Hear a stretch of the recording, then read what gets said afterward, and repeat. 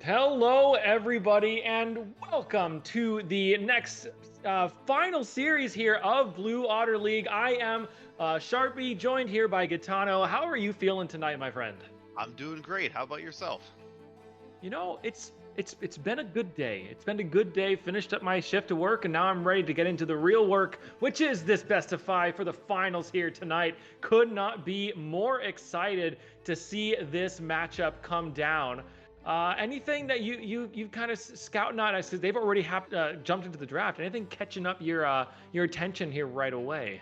Well, I will have to say last week, Minspark, they just looked super solid going through Hmm. the entirety of the series. Like there was no major holes or anything like that. So, and of course when we watched Woopers on the other side too, that also the games there also, not a lot of holes. So I'm expecting to see a really nice paced game where there's not a lot of difference until, those objectives start hitting and people really start making the moves here. So, but you never know. With the early Zinzao pick, you could definitely do some damage. I'm looking at the bans. Twitch Wukong Aatrox definitely in favor, definitely problem causers. And Jinx, Skarner, and Viego on the other side as well. The hyper scale, the Jinx, the Skarner. People still getting used to that and going over the terrain and getting bounced everywhere here. So great picks coming out, and I can't wait to see what kind of comps they have here. Yeah, Xin Zhao is the first pick. It is surprising, but not super high levels of shock value from that pretty strong jungler. Rek'Sai, on the other hand, my favorite champion, is locked in for the jungle with that new and improved Mordekaiser going to be locked in for the top lane there for the Woopers. Yeah, Mordekaiser are just causing problems for everyone now across the board. But yeah, Rek'Sai is not someone that you see often, but those who do play him well really wreak havoc across the board as well. The ult kind of being reworked here, I'd say quite a bit ago, but I think in the best way for him as well. So Mundo coming out as well, that top beefy tank Mundo. that going where he pleases. You start to get him snowballed, and it's almost unkillable at some point. So we'll see how the Mhm. top lane matchup ends up going with him here. Yeah, Mint Spark looking at that top lane matchup up against the Mordekaiser and saying, "Hey, guess what? You can ult me, but I'm really tanky, and my whole plan here is not to beat you in the 1v1, but to make it to the 1v1 doesn't matter because I have so much health and regen. You can't kill me whether I'm in the death realm or not." So a solid pick there into the Mordekaiser just to kind of stay alive, throw cleavers or briefcases or whatever skin that he's got going, and just kind of stay alive and scale up into a really nice frontline tank with the Twisted Fate going to be the third pick there for Mint Spark, which Yeah, could go and AD carry or mid. definitely that flex pick. We definitely see it more towards the 80 carry role. Hopefully we do see it mid. There's no Reggie cards that end up coming out here, and it looks like Wei will be the answer on the other side here for the mid. So mid and tops are to be picked out. Usually you kind of save those towards the end, but here it looks like the 80 carry and supports are what they're going to be banning and targeting here on the last two. Yeah, Brom's gonna be taken away so far. That Hui locked in, probably the response to the mid lane Twisted Fate. And like you said, probably gonna start targeting away a few more of those supports, maybe knock out an AD carry or two as well. Twisted Fate could get rotated or flexed rather down into that AD carry position if you want to as well. So there is that potential flex going on right there. The Zeri being banned away, not super surprised because you could R4 it. And with the Jinx gone, the Twitch gone, there's not a lot left that has that really high power outside of maybe a Kaisa or a Varus. But Zeri is just that premier late game hyper carry that remains. I guess Kog'Maw could be in there as well. Yeah, I'm kind of curious if they're gonna pick out more 80 carries here. If we get another one banned out, that is really gonna diminish the champ pool that these players have to choose from here. Lucian, a very early 80 carry that can really pressure out nicely in the Braum. Just the level 1, the pinches that you can do, the CC that he brings, and that giant dwarf ability that will stop everything. Varus also being banned out. I'm curious if they're gonna pick up an 80 carry here right away, just so it's theirs, and Vayne will be coming out here. Ooh. Vayne blind as well. You don't know what their bot lane is going to be, so they could pick up something really long ranged for themselves down here. Maybe you could see something like a Caitlyn Karma to go into that. You could see you don't want to pick the Kaisa because Vayne is often counterpicked into it. I would not be surprised to see a Caitlyn lock in. Maybe you go for a bit more range and you lock a bit more in that range direction as well, and you take a Kog'Maw. Either of those, I would not be surprised to see picked up. Nautilus is going to be the support locked in. So that's also gonna be good because that ultimate will like force auto onto that Vayne. There's nothing she can do to dodge or get out of the way of it. So kind of taking that more all-in engage direction instead of going the long-range poke with like a Caitlyn Karma, Caitlyn Lux type lane. We'll have to see what their last AD carry is going to be here, or if they pick a mid laner and it's Twisted Fate AD carry. Senna. Oh, it's the Oh, Senna Tom lots of Kench. Okay, the range. Senna Nautilus lane. Okay, okay. The classic, and it looks like Swain is being hovered here towards the other side. Um, if Swain is locked in, just kind of looking at the comms, what are you seeing on some pinch points here? Xin Zhao could definitely dive the Nautilus, R'ing in with the CC knockup as well. They do have a lot of combined CC here for Sparks, but what are you seeing here for Woopers? Woopers have a very interesting comp. They've got like this double mage drain tank with the Mordekaiser and the Swain. They have a bit of poke with the Hui, but they don't really have any solid go buttons, if you will. Maybe Rek'Sai, a full tank Rek'Sai tunneling in and getting a multi-man knockup, but there's just not a lot of, it's going to be difficult for them to start a fight because they don't like they're gonna have to kind of run at you. They don't have maybe a Swain can get a hook there as well, but a lot of their abilities are they're very short ranged comp outside of a little bit of poke from the way. Whereas Mint, they've got that go button of the Nautilus hook. They've got Xin Zhao who can jump in. They've got Twisted Fate Ultimate Gold card. They've got quite a few tools to be able to start off a fight whenever they want. They have the peel from the Mundo. They have the peel from the Xin Zhao, the Nautilus, to keep themselves safe. So there's just a lot more, I think, proactivity and ability to make things happening across the map. So I do favor Mint here, and this at least looking at the draft from an outsider's point of view. I think they won draft in game 1. I would agree in that, but it's also not how you start, it's how you finish here. So we'll see. Maybe they'll get Vayne going, kind of start snowballing that as well. A couple of early kills for Vayne could really spell disaster. No matter how much range that you have, she really starts to chase you down and close or get that gap closed with her passive as well here. So we'll see Swain stacking up. Wei hopefully can keep everyone at that nice distance here. If they do go in, hopefully the Swain and Mord, can start taking out those key pieces here during those fights, and Rek'Sai obviously getting to the backline will be crucial for that team. But looking out, I believe you think is my prediction of what I heard from you, Mint. Is that what you're going with for sure? I'm going with the Mint win here. I think they've got better scaling, they've got better tools, and they have a better early game jungler to get them there. So I think Mint is just going to, if they play it right and they don't throw the game away somehow, they should win this one out. Oh, I will join you in that bandwagon and say Mint Sparks for the first game at least here. But it's it's the casting curse for me. Every time I double pick with one person, they end up not winning, and then I'm like, God, I almost have to go to the other team now just to Mhm. balance it out so I don't curse one team. So we'll see if that is the case here. Yeah, we will have to find out if Mint will take a well-seasoned first victory or if we will take our first steps towards a fantastic Wooper Wednesday. Don't go anywhere. We've got Game 1 action coming right after this short break.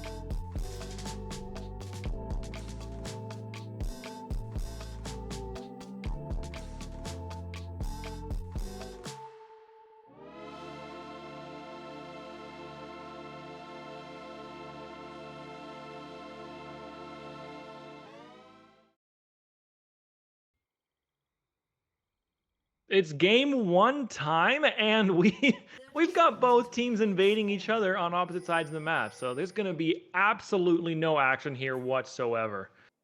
So that means we get to just like chat for a little bit and see kind of what we're thinking is going to happen here early on, and figure out what their strategy are gonna be. Mint are invading a bit more aggressively, as far as we can see at the moment. They're going to get some vision down, and Wooper's elected not to invade at all, so that it's going to be a vision advantage in favor of Mint Spark there. Yeah, I love the early cheese right away. Just both teams knowing what they want to do, putting little feelers out there for game one, and who knows what could have happened here. So yeah, it looks like they will spot out the starting positions here. So we'll see where Zinzao opts to go, knowing this information. Xin Zhao is going to hover top side, so they're going to both be able to path bot side. Mordstrike and Sixila on that Vayne Swain lane, that's a fun one, is going to be looking for that kind of early game cheese bush. Nope, Mordstrike did step out and kind of leash a little bit to get that lane pushed forward. They want the wave to be aggressively postured in this lane, it seems like. So And we do have the briefcase Mordekaiser. I'm not sure if it's going to do more or less damage than any staplers or anything else he might have in his repertoire, but we'll see how that goes top lane for him. I will say, me personally, I would much rather take a briefcase to the face than a cleaver. I'm just gonna say that. So, what if it's like a fuzzy cleaver, like like one of those that you win at a carnival or something, one of those. Yeah, that is true. That is true. But given who Mundo is, I don't think he's gonna be walking around with a fuzzy or an inflatable carnival cleaver. I think he's got the real deal. But if it is that case, we're seeing a flash mid lane. Albino Sun Bear, nice flash away. We're good. Flash traded.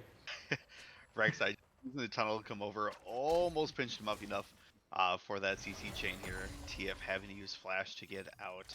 So a couple of flash trades here, nothing too crazy though yet.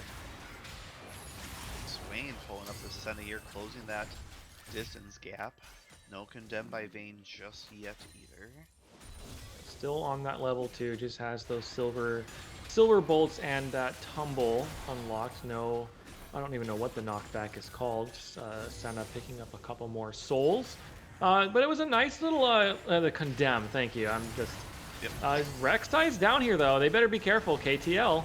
Yeah, there is the first blood there. Unfortunately, Nautilus being the one's gonna be picked off as well. Both kills. Oh no, one going to Vayne, one going to Swain. The ignite grabbed at the very end there, grabbing that 3 proc, and a great early game lead here for that Vayne. This could spell disaster. Yeah, and that's what I was worried about. Like, the scaling is definitely in favor of Mint, and they have a very proactive jungler with the Xin Zhao at level 3 who's going to pair super nicely with that Twisted Fate. Can just, it's an immobile mid laner there in the way, so you can just gold card him whenever, and Xin Zhao can dash right in, but you need to not throw the game away early to allow yourself to get to that mid game point where you can start taking control of the game. But if you give away 2 early kills to this Vayne Swain lane, it spells a lot of trouble for you because now they get to scale a lot more comfortably up against this Nautilus. They can be a lot more aggressive and they're posturing in the lane, stepping forward, trying to harass this very weak early lane that a Senna Nautilus have with the amount of damage and CC and burst that they can come out of Mord Strike and Sixila on the Vayne lane. So this spells disaster. This allows Painless there on the Rex side to be, to be able to have a lot more priority on those dragon stacking as well, which means, which normally should go in favor of the Xin Zhao. So it's going to be, this throws a wrench in things a little bit for Mint. Yeah, it definitely kind of speeds up the Vayne timer here, and grabbing boots, right away boots to the Berserker Greaves, those are going to really help in lane here to get in and out during that poke. So those 3 procs are going to be coming a lot faster and a lot more often here bot lane. So great vision also coming out here from Sparks. They have the entire kind of top side warded, minus the very top towards the Ed and Eddie in the here coming out. But yeah, Dragon up. Couple of pings going down here. We'll see if they opt to move over that way or if they're just going to be content to grab some vision and get in and out of here. But Vayne doing a good job of trading back and forth bot lane and doing well. Swain also with those grabs, just consistently every time kind of reaching out for those feelers, just pulling in something. Not that they have to go in every time there is a pull or an ability lands, but it's just enough that he's going to start stacking and the bot lane is becoming more of a problem. And Xin Zhao has actually snuck in to try to take a very early dragon here. We'll have to see if Painless thinks to suspect that Rat Queen did use that Vision Ward, and Painless is looping around but is not quite going to see it. The Xin Zhao must have gone around over the wall with that Wind Becomes Lightning. Albino Sun needs to be careful because still does not have flash from that earlier die, but Painless is probably going to see it here. This is going to be a smite fight. And no, he's not going to know. Oh, there he knows. Now he does. He goes in. Who gets it? Stocks up Xin Zhao. 774. Oh. Xin Zhao able to flash out of there. Just a little bit of a panic smite. Fells, unfortunately, the Dragons could have been taken over here by Mint. That was so close. Yeah, Painless almost got it. Smited 74 early. And it's going to go over there to the Xin Zhao, picking up that first dragon, which is a really nice pickup considering how badly early game went for the bot side. You do not have much prio down there. And so that's a nice little sneak away there from Rat Queen Delilah. Yeah, just a little bit of a breather there. Meanwhile, towards the top side, Mundo ulted, but well, Mundo and Mordekaiser both ulted, so he was able to endure the Shadow Realm here, but a little bit of caught out. TF ult looking to go up here, and 3 Oh, they're going all in. It doesn't matter how much shield you have when 3 are knocking away at you, and the Control Alt Elite will be taking the kill there for the top side. So a little bit of sigh relief here for the Mundo. Yeah, but with that timer, Rek'Sai has snuck into the bottom bush and is hanging out in that middle bush at this point. Has gotten in there completely unseen. It's going to try to look to step forward. Nothing going to come of it, though. Just put a little bit of pressure there on KTL and Mollywops. Let them know, hey, I see you guys down here. I've killed you once before. You better be careful. I will do it again. Just a little bit of a drive-by, like, hey, like, just checking in the neighborhood, make sure everything's all right. I'll be back later, sure. I respect it. Yeah, so Rat Queen continuing. They're going to pick up one of those grubs right away. Painless is invading over here thanks to that pressure. Yeah, and Red Buff is going to be respawning here any second. Now it's actually up right now. So Painless is going to be able to snipe away a Brambleback here away from Rat Queen on that Xin Zhao. And actually, no, is going to elect to... Oh, never mind. You're staying back in there. You're just messing around with some vision stuff. Oh, it did reset a bit, though. Yeah, I'll see if it's enough. It's in a very awkward spot right now, but I don't think Zizal's going to be there in time, unfortunately, to see this happen. He's going to have to start maneuvering a little bit more to jungle or start warding the entrances, just to make sure this does not happen again. Dragon up here, they're gonna 230, and they are looking towards this bot side. They will see it thanks to that ward. And now, because level 6s have been reached for both the Vayne and the Swain, that's so much combat power for them up against a Senna Nautilus, who are a lot less... Are they in the Death Realm? No, that's just the effect there from Mordekaiser's passive. But yeah, they have so much more combat power with that Vayne ultimate, the final hour, and the Swain ult that can just continue. And especially because the Senna and the Nautilus don't really have a lot of tools for getting out of fights, more for just going into them. Those extended fights go massively in favor, and the Senna doesn't have nearly enough damage to win a fight early. And so they need to be very careful because Mordstrike and Sixila on that Vayne Swain lane can just, straight up take a fight if they can ever get a good pull and just straight win it. Yeah, Zinzao, Swain in the wings are just There they go.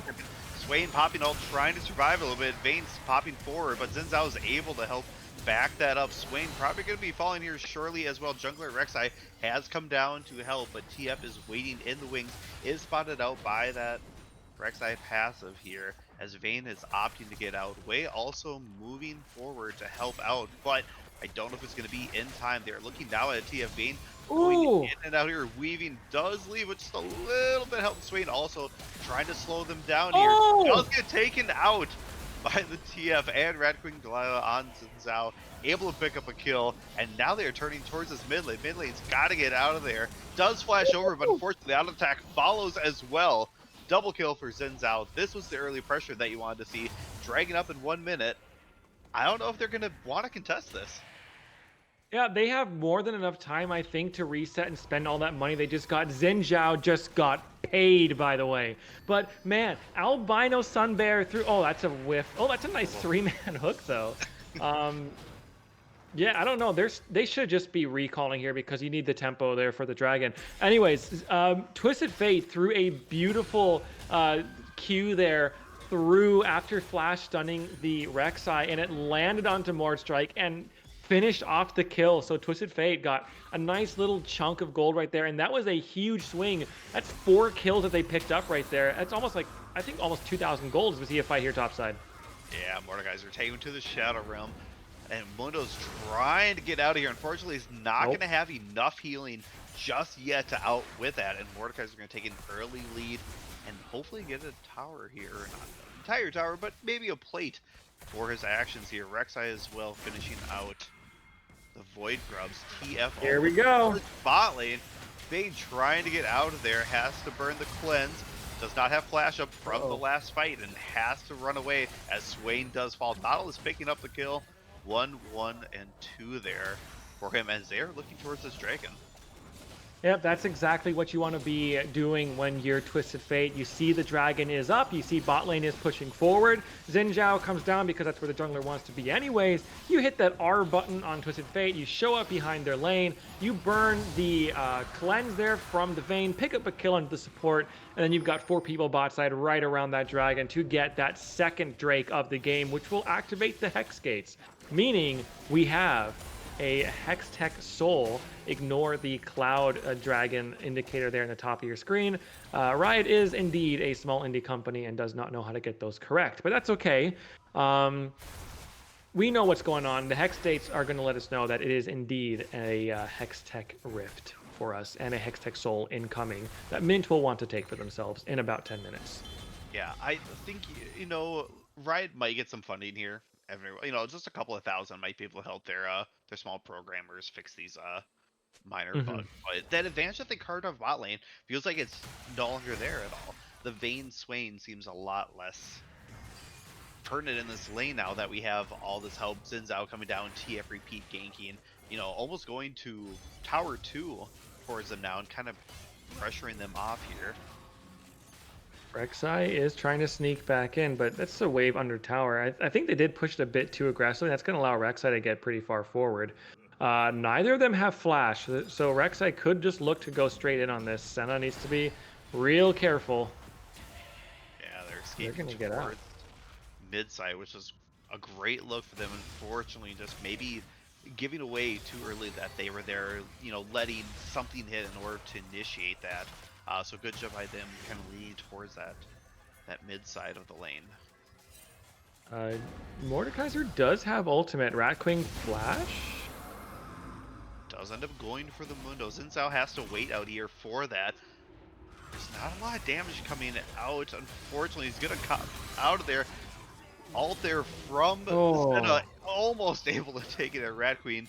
being able to pick up the kill, and Mordekaiser killing the Mundo back and forth there. So 4, 0, and 3 now. Titanic Hydra being finished. That's scary. Yep, Xin Zhao is going to be scaling quite nicely into this match.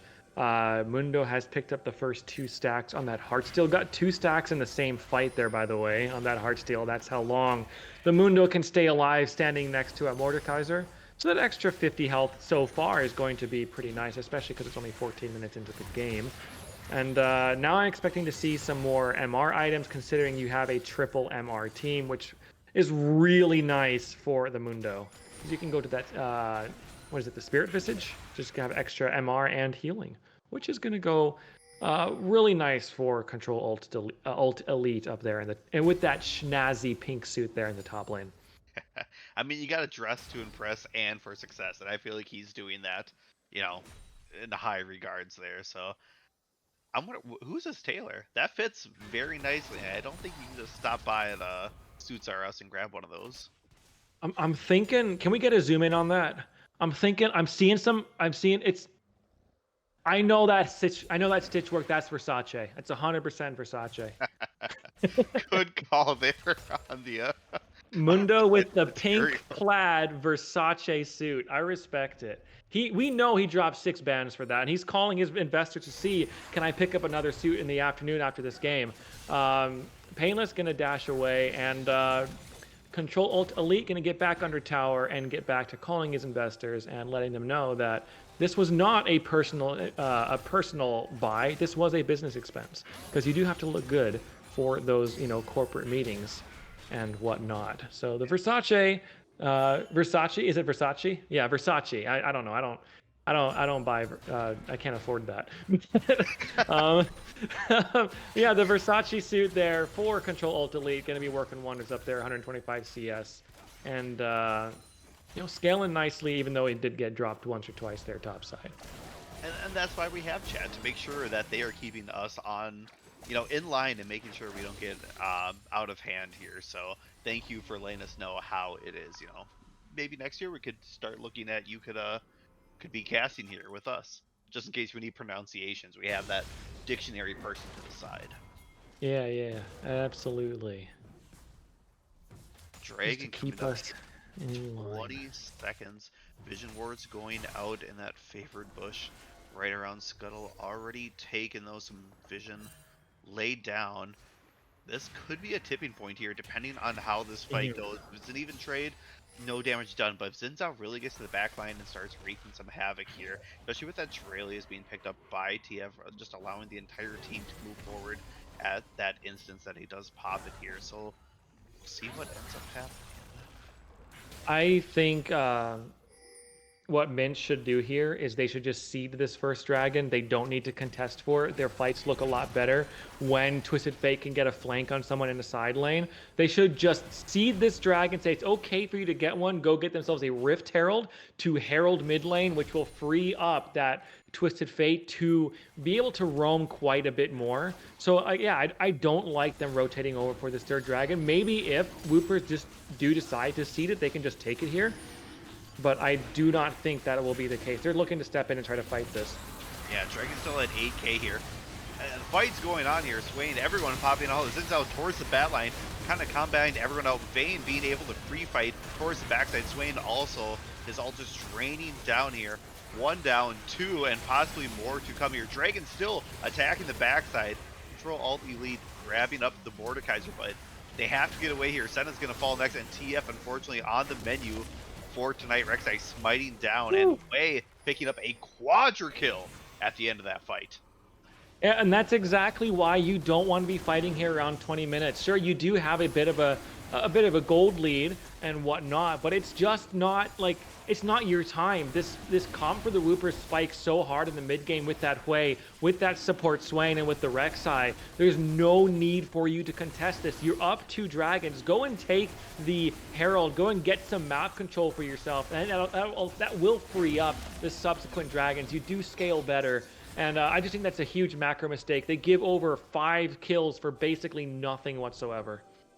Yeah, definitely not the fight you want to take, especially when you're not able to burn that dragon down as quickly. They did have a nice little 10-second window that they carved out for themselves there to start to take the dragon, but that dragon was not even a 4th HP gone when they started the Mhm. fight. Plus, now you got the dragon on your back, constantly attacking. Yes, it's not going to be one-shotting, but it eventually is going to rip you down there during the fight. And those extended fights, as you mentioned before, really turn in the favor towards them.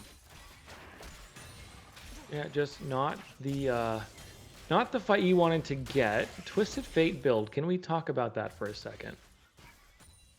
The Lichbane, Shurelya's, and the Swifties. It's That is a very. It's going to be a very fast Twisted Fate. Yes, yes. Gonna be very mobile, running around the entire map. Even if he uses ult somewhere, he can run back to where he is needed very quickly here. I haven't seen these first 3 items poke out like that in that order as a TF, so I'm interested to see it. I mean, if it starts working here, not that it hasn't been working, but we haven't really seen it fully come online just yet here. So, any other builds or any other items you see that are kind of sticking out for you? Not really. Not surprising to see the Vayne rush the Blade of the Ruined King. It's going to be a bit more of an on-hit one. I think you probably could have afforded to go for more of a crit style build, just considering that you have triple mage on your team. And the Blade of the Ruined King build is just going to be a little bit less hyper carry late game because you're not going to be able to get that 100% crit. But yeah, I mean, it's going to be, what is this? What are you building here? Straight into armor pen when no one's building armor. Hmm. It, they could maybe know something we don't know. We'll have to see what that officially is here. Um, yeah. Yeah, the only armor I'm seeing is really out of Nautilus here, but yet Topside does not let that happen. TFL trying to gaze and see what's going on here. Xin Zhao being the target kind of knocks everyone away. Is he getting pulled back by the Mordekaiser? He is taken to the Shadow Realm. We'll see if the 1v1 ends up happening for him. Missing the Q and they're going in. Does get the damage and does win. Unfortunately, when he steps out towards the outside, there's 3 more waiting for him there. Mundo to fall, Zhao to fall, and now they're looking for more here. Swainald still looking for a little bit of damage. Not going to find anyone, but Baron has been started. Yeah, Baron is started. 2 have been dropped, including the jungler there for Mint Gaming, Mint Spark. And so they're looking to try to do it, but no, there's a very tanky Nautilus there hanging around in the side and is ready to go in and try to mess around with them. So, This game is getting really interesting. It's basically even across the board. One dragon in favor of Mint Spark, but outside of that, gold is basically even. Objectives are basically even. Still not a tower has dropped yet. 22 minutes into game 1, so it's gonna come down to the wire. It's gonna come down to how can they play this out. How can Mint play out the side lane game with that Twisted Fate? As I was saying, no towers have dropped. Geyser does manage to take one tower for themselves, which is first brick there in the top side.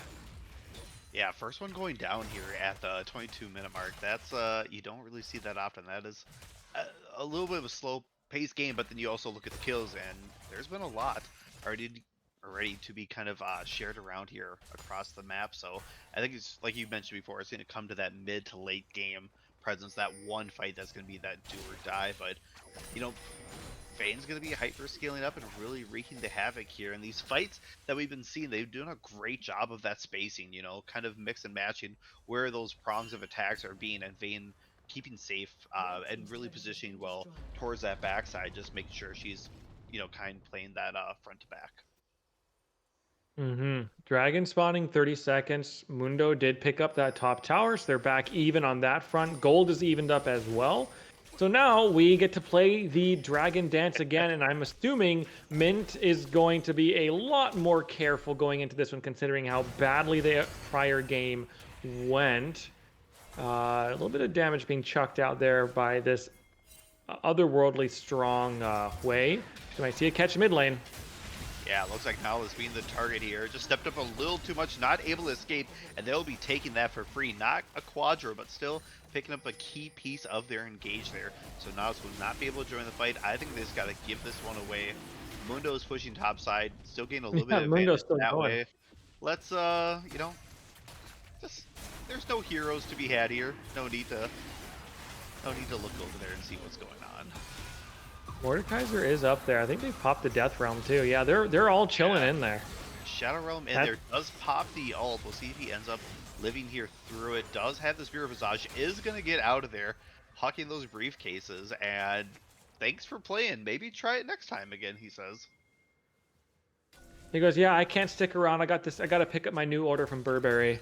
I got to swing back to the shops and get that picked up there. And so he's gonna step out of the Death Realm and head back to the top shops and get his Burberry scarf and top coat going for himself.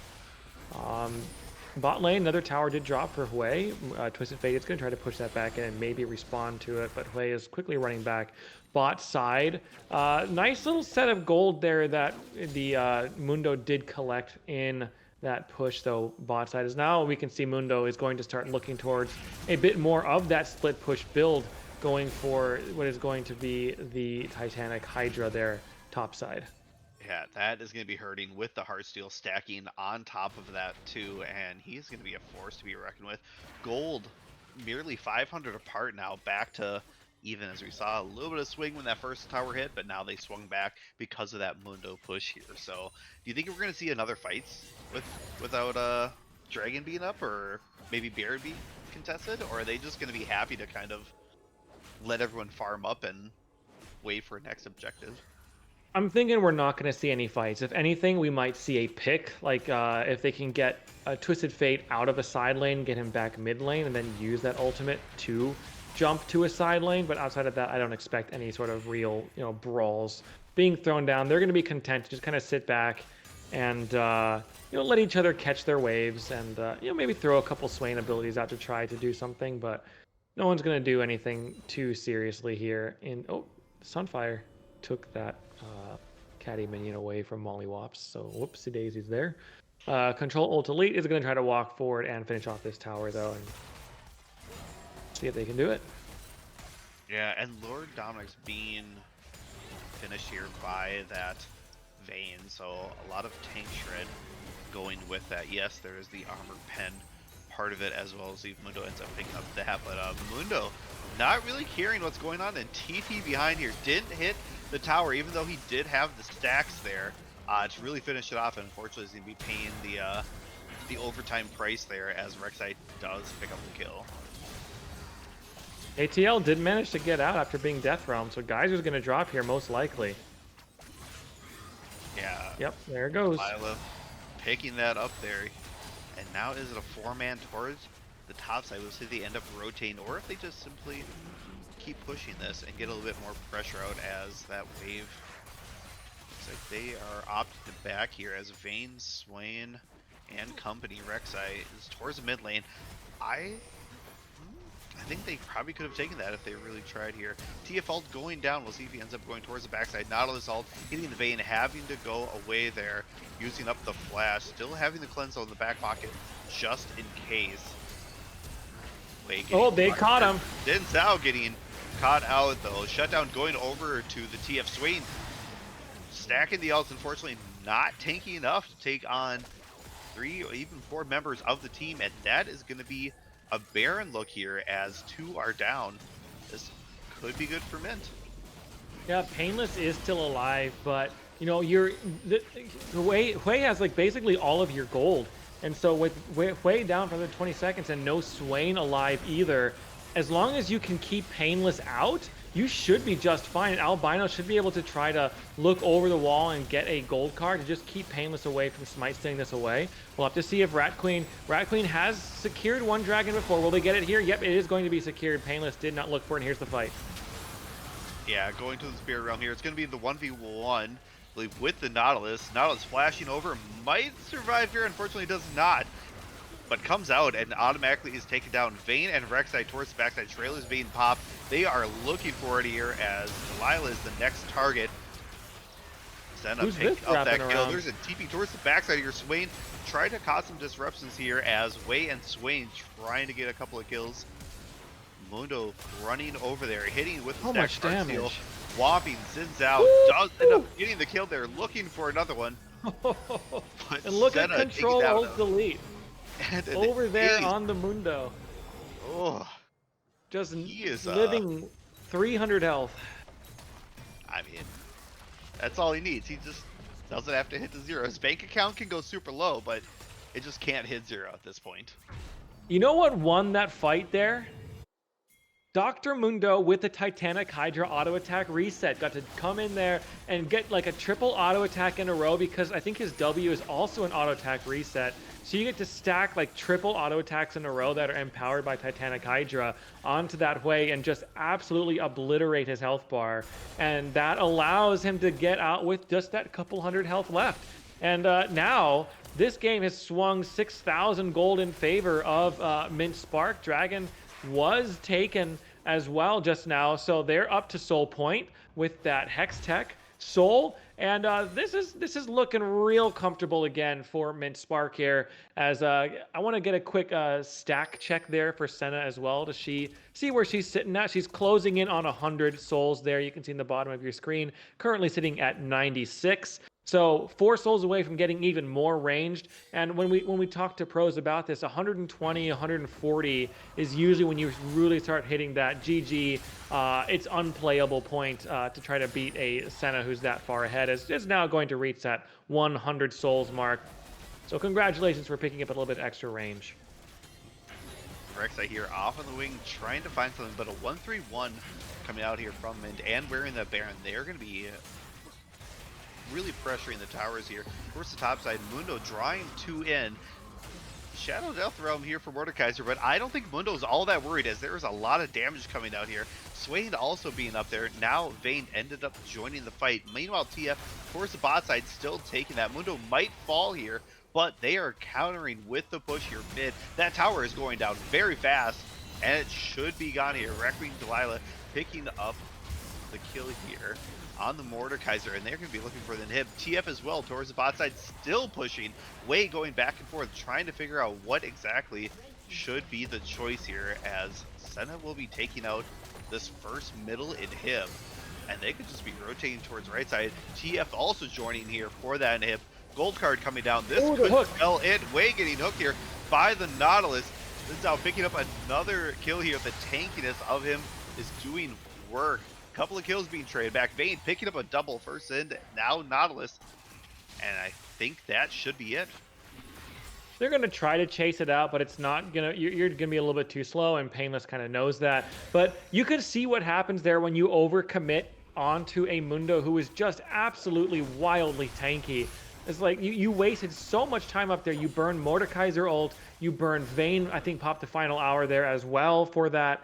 And it's just, there's so much damage and so much time invested into it. It allows Twisted Fate to push out bot side. It allows that stack of Rat Queen, KTL, and Mollywops to push out mid lane. And sure, they give over 2 kills, but I will trade 2 deaths for 2 inhibitors almost every time. Now you can stack 5 in the top wave. You know that they have to respond to both mid and bot side, and you can basically guarantee that you can get that 3rd inhibitor as long as you don't just throw it away in the macro. Yeah, with 2 minutes and less being the Soul Point coming up here, as well as Baron, if you opt into that, there's nothing really to do here. And Mundo did pull, I want to just mention, Swain and Mordekaiser, 2 people that are not having enough damage to kill him out, and that's why they had to send 3, basically almost 4 people for that Mundo. I mean, getting caught out here, we'll see if they have enough burst damage. Vayne being able to proc a couple of autos, and with that Lord Dominix, especially with that Rek'Sai as well, does end up taking him out, and maybe a little bit of a humility check there for him, as he was kind of running around unchecked, but kind of feels it now. Mundo can't go exactly everywhere he pleases, but this nice kill picked up there by the Vayne. So Vayne is level 15, closing in on level 16, which will gives that 3rd tier on that final hour. To see if Vayne can do anything with that. Has the Gwyn suits completed and is going to be building, my guess is Navori Quick Blades to get some more AD and be able to cycle through abilities very quickly. Or maybe it's going to be a Bloodthirster, I don't know. But we'll have to Yeah. see what the build strat here is for Mordstrike, who just hit level 16.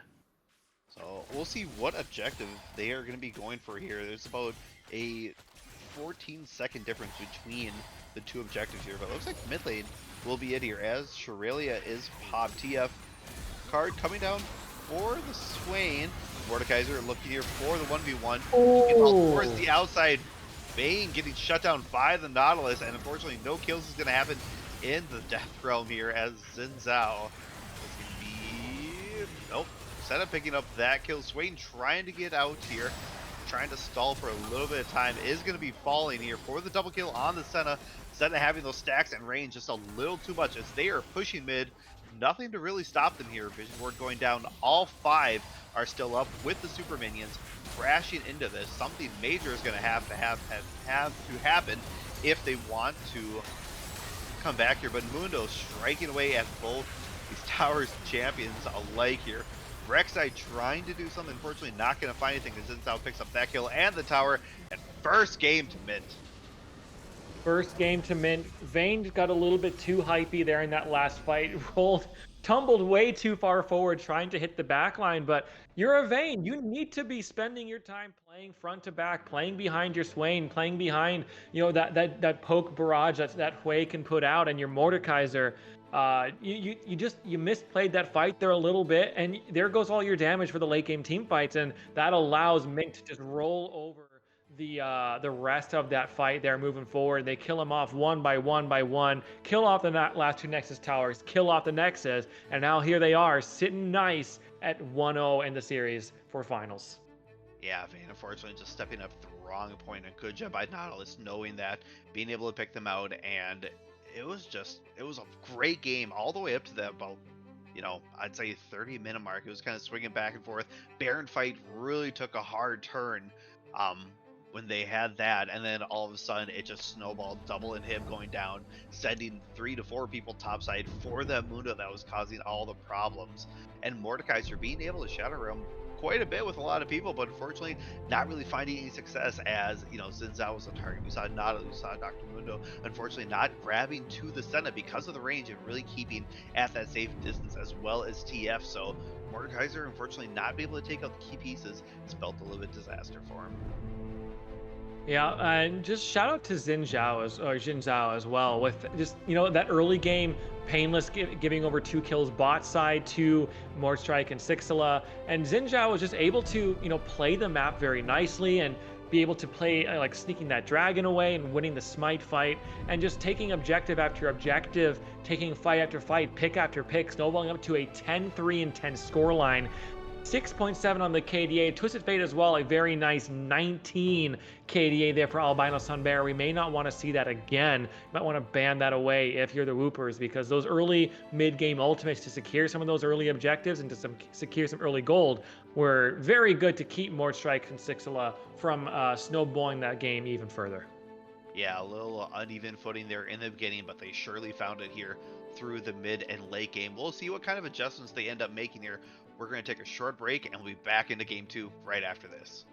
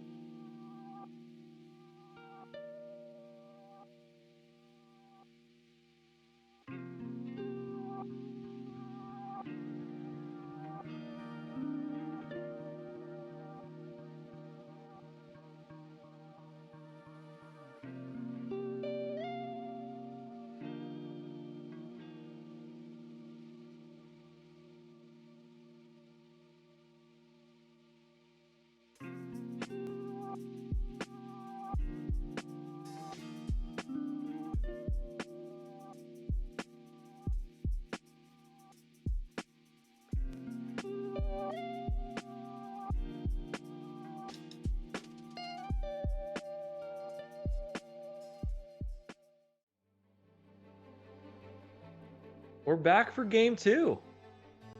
That's the intro. Great intro. Simple, straight to the point. Let's get into the action. Yep.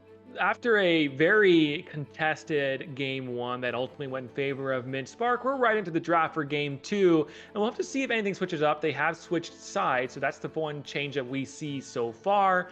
Bans are looking like, I mean, the Braum did move up a little bit, but I think more or less bans are staying about the same.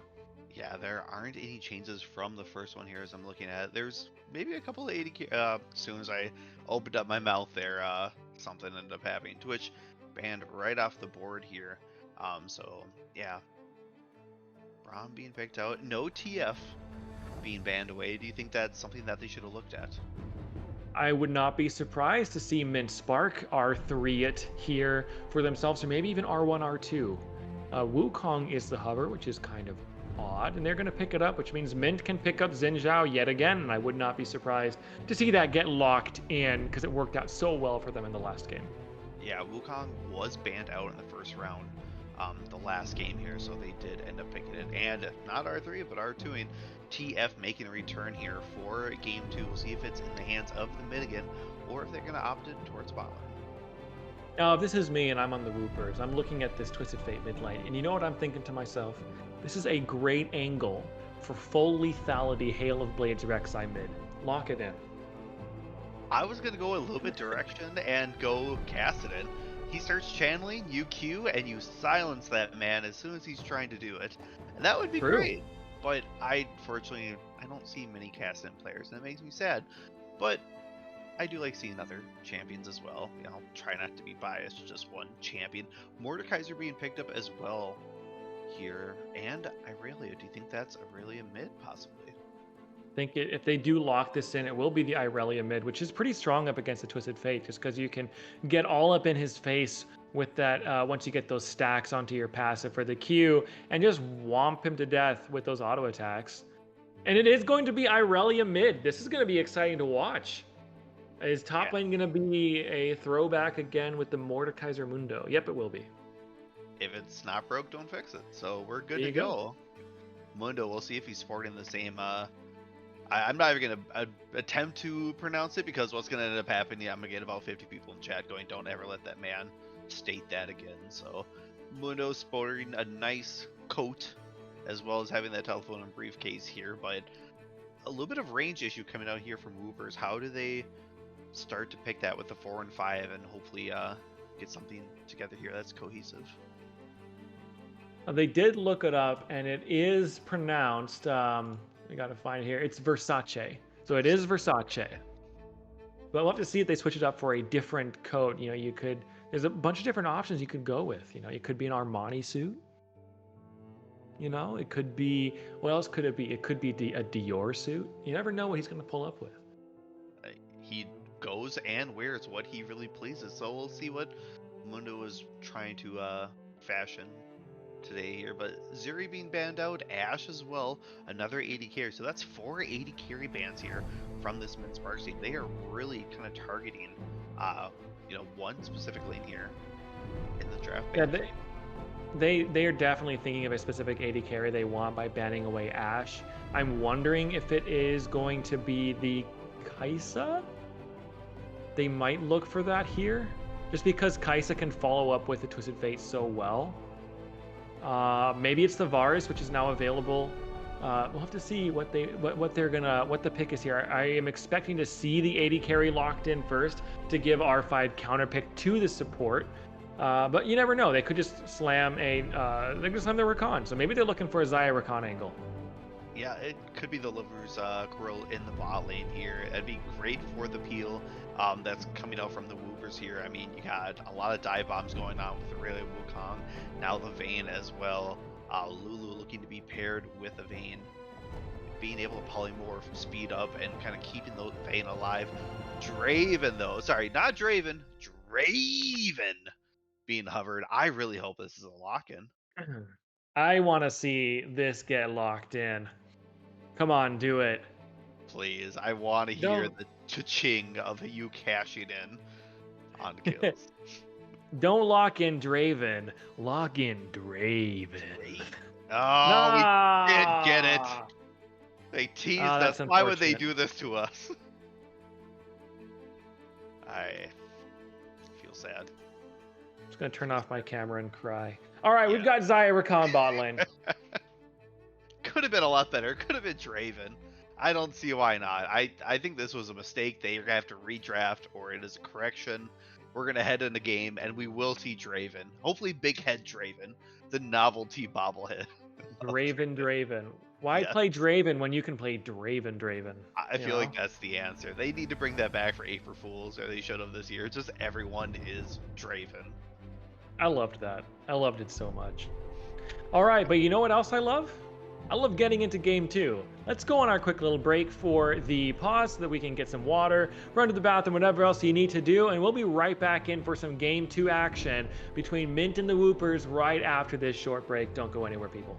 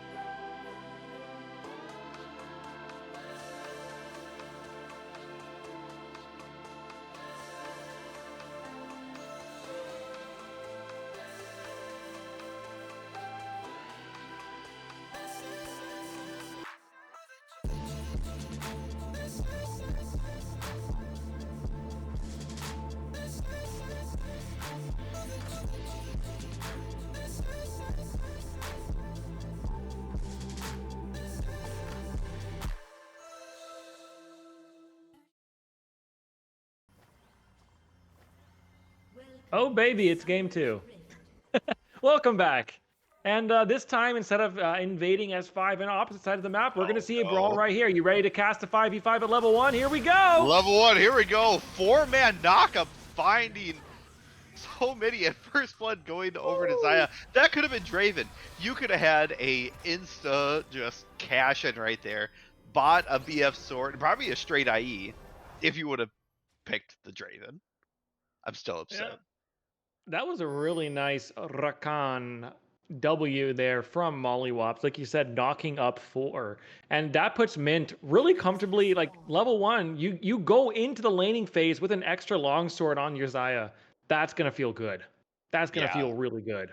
that's the start you wanted here. And Mundo once again sporting the Versace. I butchered that, but sporting the really nice coat, having the briefcase, ready to go back to work. You know, his coworker across the aisle from him, Mordekaiser, is gonna kind of look at him, give him the nod. We'll see if something ends up happening here again. Oh, I thought they might have another kill over here for Zaya, but they do get out. Vayne took a little bit of a beating though. Yeah, trading health away from the AD carry as the support is always a good thing to do. Pushes slightly in favor of the Vayne Lulu, which is not surprising. It's double ranged against a ranged melee. So they will hit level 2 first, most likely here. Yeah, they're already a minion ahead. Irelia is a much better pick into the Twisted Fate, although Twisted Fate can win it if you do play it right. I have seen Faker win this 1v1. Of course, Albino Sunbear is not Faker, because nobody really is, except for Faker. We'll have to see if Albino Sun can try to impersonate that prowess a little bit. He's going to tank a tower shot, which is going to be... Oh, that's a big win for the Twisted Fate. Yeah, unfortunately, dashing through with that Q and just unfortunate timing, getting hit, followed up by the gold card, and takes up quite a bit of health away here from the Aurelia. But the passive and also the start there of the Doran's Blade will be looking forward here. They are looking for the Xin Zhao. Wukong able to smite that blue away as well. Zaya looking, pop someone up. Unfortunately, not going to find anyone just yet. And this is a 4-man roam squad here, under 3 minutes in. Yeah, Painless did steal away the blue buff there as well on that little roam, so a nice little take there. Saying, you smited away that dragon. It's game 2. That never happened. I'm smiting away your blue buff. So now we're kind of one... We're technically 1 and 2. I think Rat Queen did take that... what was it? What did they take? I think it was... No, it was just the dragon, because the Baron... in that last game, Painless didn't go over the wall to try to contest it. So they're 1 for 1 in those smite contests. That's some little thing to track as this series progresses. Yeah, the 74 smite was a Yep. hard thing to see as a jungler. Not that I've done that about a million times over, where you're like, alright, timing it down as long as no one stops auto-attacking, and then one person stops, and you just, unfortunately, look the fool. Yep. I always hate it when that happens. I've had one once where a Singed ran through, and my jungler smited it like three health early, and the Singed passive, who was already dead, by the way, stole it. That's was very funny. That's a feels bad moment right there. It did feel very bad. I was very sad after that one for a very long time. But anyways, mid lane is going quite nice for Albino Sunbear up against the Irelia, which was counterpicked into it. So let's see how that one pans out. Yeah, just taking that initial tower shot really kind of set her back, and just not being able to aggressive play on the Aurelia kind of really hurts here, especially where the lane ends up being here. But Xin Zhao looking towards bot side here, just kind of roaming down. Xin Zhao is coming down. They might be looking... This lane is going to push back out towards Mint Spark slowly if Woopers don't mess it up. So they need to hold that freeze right where they have it. And I think Mint just wants to crash it under the wave, under the tower rather. If they crash it and head to Dragon, that could be an early one. But Xin Zhao's kind of just searching through the jungle here, looking for anything to be caught out. Is taking a Raptor camp here. There's a couple of pings going down towards the mid lane. Mundo throwing those briefcases so well. And a good job by TF just kind of side dancing at Aurelio. Yeah, Rat Queen is going to be here just to make sure. Oh, missed the cannon. Is going to hang around just to make sure that wave can get pushed in. Ishan is actually getting pretty low here on the Irelia there as well. So Albino Bear can actually feel pretty comfortable. Oh, that's level 6 hit there for the Irelia. But yeah, 200 health. And not a lot of mana either. Does have to blow the flash. Doesn't matter though. TF calls the shot. Long range. Able to pick up the solo kill. And that is Twisted Fate winning up against the Irelia, who that picked the Irelia into the Twisted Fate. So Albino Sunbear is painless. Nope, is not going to go for the steal on the Wukong. But yeah, that is really nice there for Albino Sunbear. Going to pick up the solo kill mid lane. Big stuff there for the Twisted Fate. Love to see it. That is a quick turnaround there, and just the range on that Q. I was like, all right, you got the blue card, you got a little mana back, you poked her out, she's gonna back, but ooh, that was something to watch. Yeah, that just kind of feels bad. I think that had that was funky. That was funky. Maybe they called the card result, you know, just quickly dial it up like, hey, we just need like 100 health, you can crash it down, that'd be great. See what's mid lane. We're seeing a scrap. We could pan over and take a look at that really quick. Yeah. Right, Queen, are they gonna go and get another kill onto the Irelia? It looks like they will. Nowhere for her to go, and that is mid picking up another kill. 2-0 and 1, doing a great job knowing Aurelia was gonna come back. You know, tries to grab the TF, does bring him nice and low, but Zin's out, able to lane gank through mid. Nice pop up, and once you go in Aurelia, there's not anywhere to go but in. Still holding that ult though. We'll see if maybe she pulls something out of her pocket here and starts to turn the tide, but I think at this point either Wukong has to help at some point, or you just kind of have to play safe and kind of wait for those team fights to be started. It's gonna be Irelia being behind like this. Irelia is a champion. If she's behind, she's behind. But she really only wins if she can get really far ahead. And Twisted Fate and Rat Queen Delilah again having another nice game on the Xin Zhao. It's just not going well here for this early game. They're up 1,500 gold, closing in on at least. So Twisted Fate is even able to, zone Irelia off of CS at this point. It's going to be stacking up a 10 CS lead. Twisted Fate is very far ahead mid game in the middle lane. Yeah, something you didn't want to see happen here in the action plan. Xin Zhao still towards the mid lane, just in case it really does get any smart ideas and wants to go in. Wukong also headed up towards mid as well, so we could see a potential 2v2. No objectives on the board just yet here, up for grabs, so this could spell a bit of disaster here for the mid. Xin Zhao does opt to go back here. Wukong towards the mid lane, so we could see something happening here. Stun going off from Aurelia, not going to finding one, and the red card from TF says, thanks for playing, try again. We'll see you here in a little bit. Twisted Fate does get out. Wukong really needed to show up there because Twisted Fate had a nice little freeze going.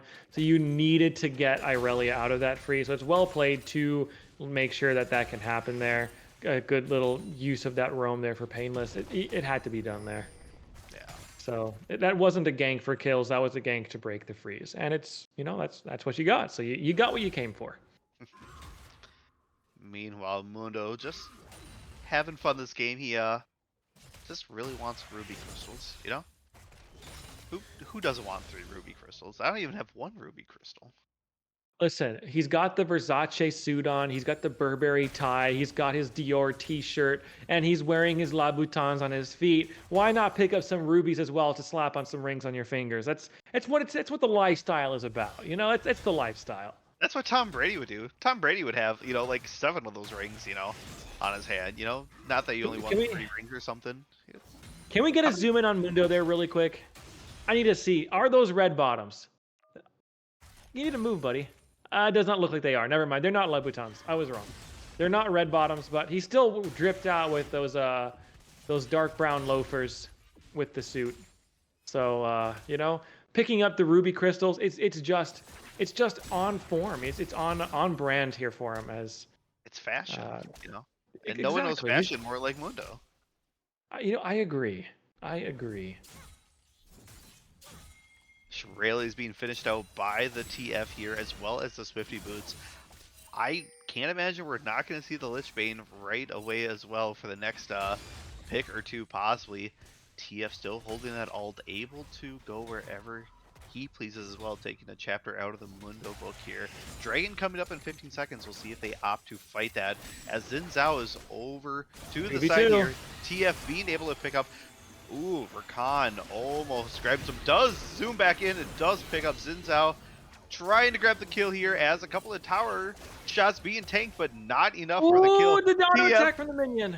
not quite able to pick that up. Lulu roaming up, trying to slow this down. We'll see if Mollywops can get out here. Trying to use that blast plant to get over. Does end up finding it and zip out of there. That was a little close. Vayne still not quite content of leaving well enough alone. Is looking off to the side here as TF also joins the fight towards that side. But this could be a counter here as they are running through. Does pop the Shirley's Gold Guard Flash coming out from the Vayne. Or not to the Vayne, to the Lulu this time here. And Mollywops taking very low. They just need to back out of here. Yeah, Vayne had to pop that condemn right away to keep the Rakan off, which does end up burning the flash. So I had to pop the ghost there as well. But you don't get a kill, but you do pick up the dragon. You were just kind of looking for some extra scraps at the table. Didn't get anything. You blew a summoner or two, and at the end of the day, it is what it is. So yeah, he's gonna get the second dragon. Painless is up here trying to get some grublings back. Has 4 already, and this is going to put them up to probably 6. Because Rat Queen is down bot side. Teleport coming out from Irelia though to stop the play. Yeah, all here by Lulu, as well as heal and flash. So the support is all but maybe a polymorph out here at this point. Vayne still having all of her sums. Really good look bot lane after we just saw the fight. They come back once again here. As Wukong knows all the actions going bottom, I'm going to head up and grab the Voidlings here. So 2-0 dragons here. And do they have the correct soul one pop up? No. Yes, it looks like they fixed must have had a quick patch here, as Cloud Drake will be our third point. I think so. It could be. We'll have to see. Because I know Cloud Drake is one of the ones that can bug. No, it's Chemtech and Hextech that bug. Never mind. So I think we're gonna be good with this being Cloud Drake. I wasn't paying attention though. Yeah, I do. I guess I do faintly see the circles there in the jungle. So yeah, it is Cloud Drake. You're right. You are correct. Let's mark that down, people. This is not oftentimes we get to say that about me, but this is the one time that I will mark it up. 24 stacks already on the Mundo, grabbing that steel, heart steel early here. We'll see how many stacks he ends up going, and if he goes with the same build. Popping the ult here, trying to get out of the shadow realm. Mordekaiser just bouncing him around here, trying to fight, but unfortunately not going to be enough. TF comes up to join the fight. Rackwing Delilah picking up the kill. 1-0 and 3 there. Almost doubling up the Heartsteel stacks. Meanwhile, towards the bot lane, they are finding this Lulu out pretty quickly and without any sums. Trying to leave it for the AD carry. Unfortunately, gives enough time for Lulu to shield and run away. It was hard to see want to get Xayah more kills and really fed, but not at the cost of giving up the kill. Is what it is. Mundo's gonna pick up the kill, the kill on that tower up there, I guess you could say. Mid lane is not looking too great for Ishan. It's down 15-20 CS. Top lane, Mundo has picked up. Is basically the same point as earlier smite by Blue Steam Dolet. Oh, so Painless getting a steal on a neutral objective now. Just back and forth. These junglers are smite fighting, and so many nerves pop up as the jungler, especially if you're, have lost one or two. But once you get a couple of them back here, a little bit of a bush bait here towards the bot side. They are just holding strong, ready for one of them to show up. Lulu still not having anything up here, not even the ult. That is a lot of patience being had here towards the bot side, as they're going to be looking in here for a fight. Just which is Uh-oh, their Vayne. target?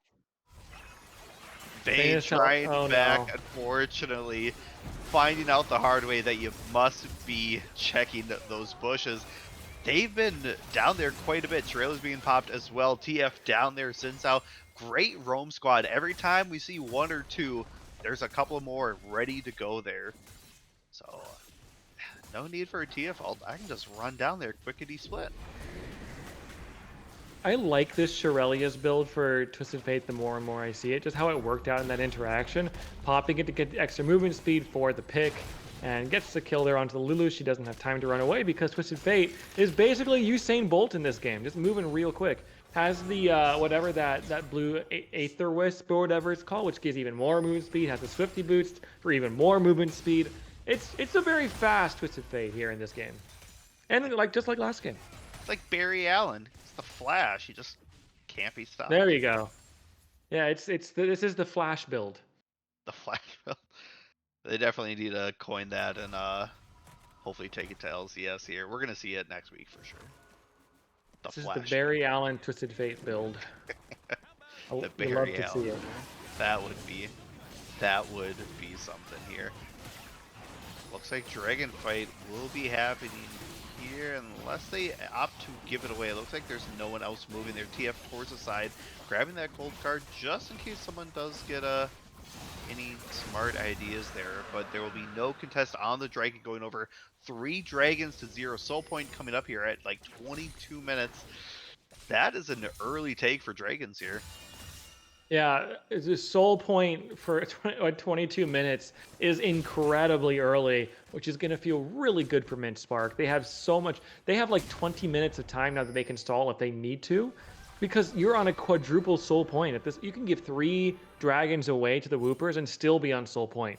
So, you know, they get to scale very comfortably into the mid game. They're up 3,500 gold, which will scale up to about a 4,000 gold after they catch these waves because they have reset. And you can see, yeah, it's going to go 3,500 gold. We'll leave it at that for now. Yeah, they're feeling really good here. 0 kills given over as well. It's got to feel good here in the finals. You know, in this game too. So you're playing very confidently. You're playing very clean League of Legends here. Yeah. Plus, I have to say, TF already is running Barry Allen wise, but now he's gonna be even faster with the Cloud Drake. What is past Barry Allen? You know, like how fast is he gonna go? Is he gonna go back to game 1 and end up? No, this is how fast he is. See, he's got the blue buff now. This is the Sonic Twisted Fate build. Oh. I mean, it's in the name. You gotta go fast. TF ult coming down, joining them presently down there.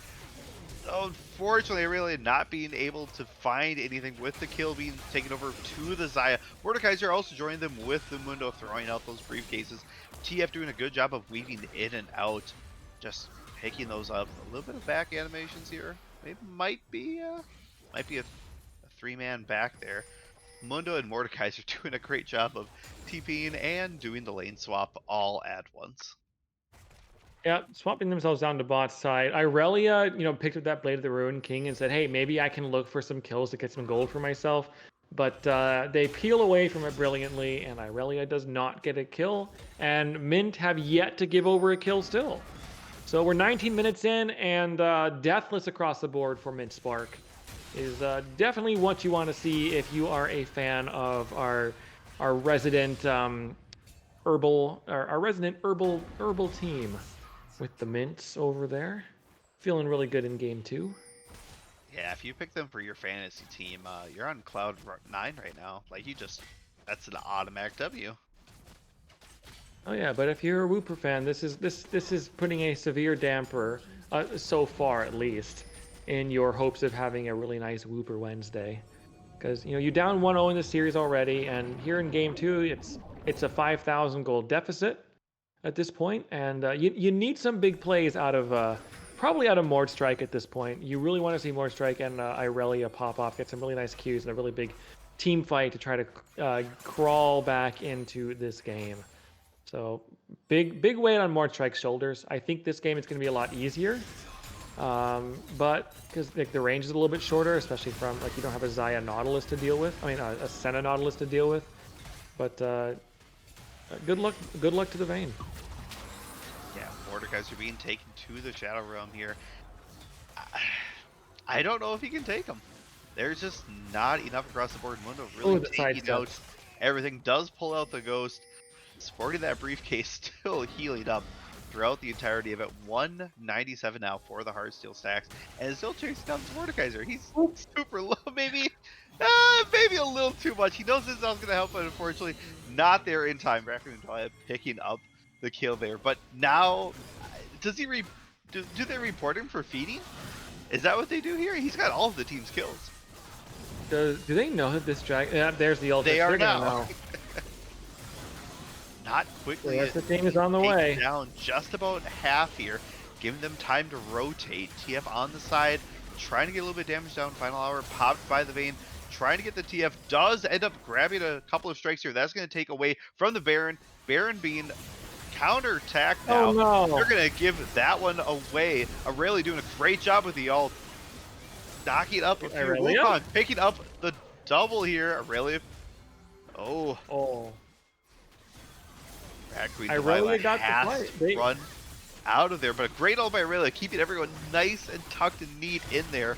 Wukong being able to come in and finish, and Vayne, I thought that team fight was going to go a lot differently, I'll be honest. Mundo can be an absolute menace in this team fight, I believe, by the way. Yeah, there's not a lot he can do. He doesn't have Smite, but if he leaves it with 42 health, there is a chance here, Baron. Not liking the Yordles, unfortunately, and taking Lulu out. That may have been a personal vendetta. And you know what that means? Wooper Wednesday is getting back on the table. They're closed that 5,000 gold deficit down to about a 1,000 gold deficit. Now, here's the one problem. You've just burned all your abilities, and you have to reset. Dragon Soul is on the board here for a Mint Spark, and they're already on it.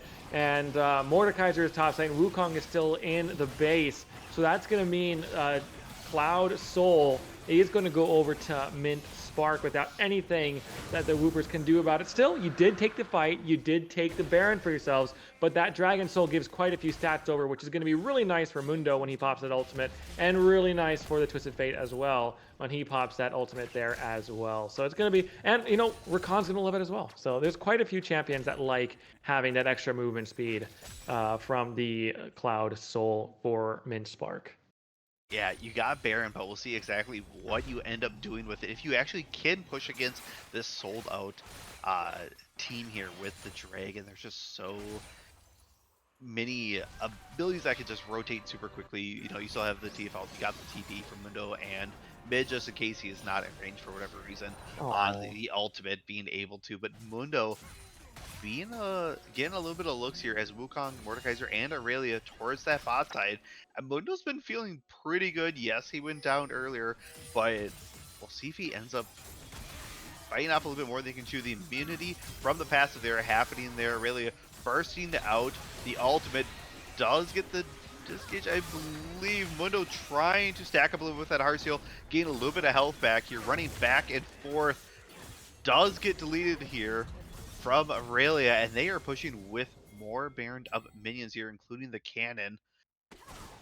This could possibly end up being a little bit of a base race, but no, looks like they're going to be backing for this. That's a little bit of a greed from Control Alt Elite on that ultimate timer. You can pop it a lot sooner than that just to get some more of that regen going through. So I think it's a bit of a misplay. Oh, that's a big Rakan ult though. Here's a team fight.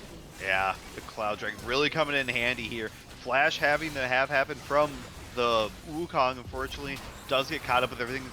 Mordekaiser are able to find out Zin's out Raccoon Talia. We'll see if they end up surviving out of this. Unfortunately, not going to happen. Shutdown going over to the Mordekaiser. 650 gold. Team fight coming in hot, but unfortunately not hot enough as they cool down a little bit towards the beginning of that fight. Not the inhibitor being taken, but a lot of tower pressure. And take a look at the gold graph at the top of your screen. Just 4 minutes ago, Woopers were down 5K, and here they are sitting almost 1,000 gold up.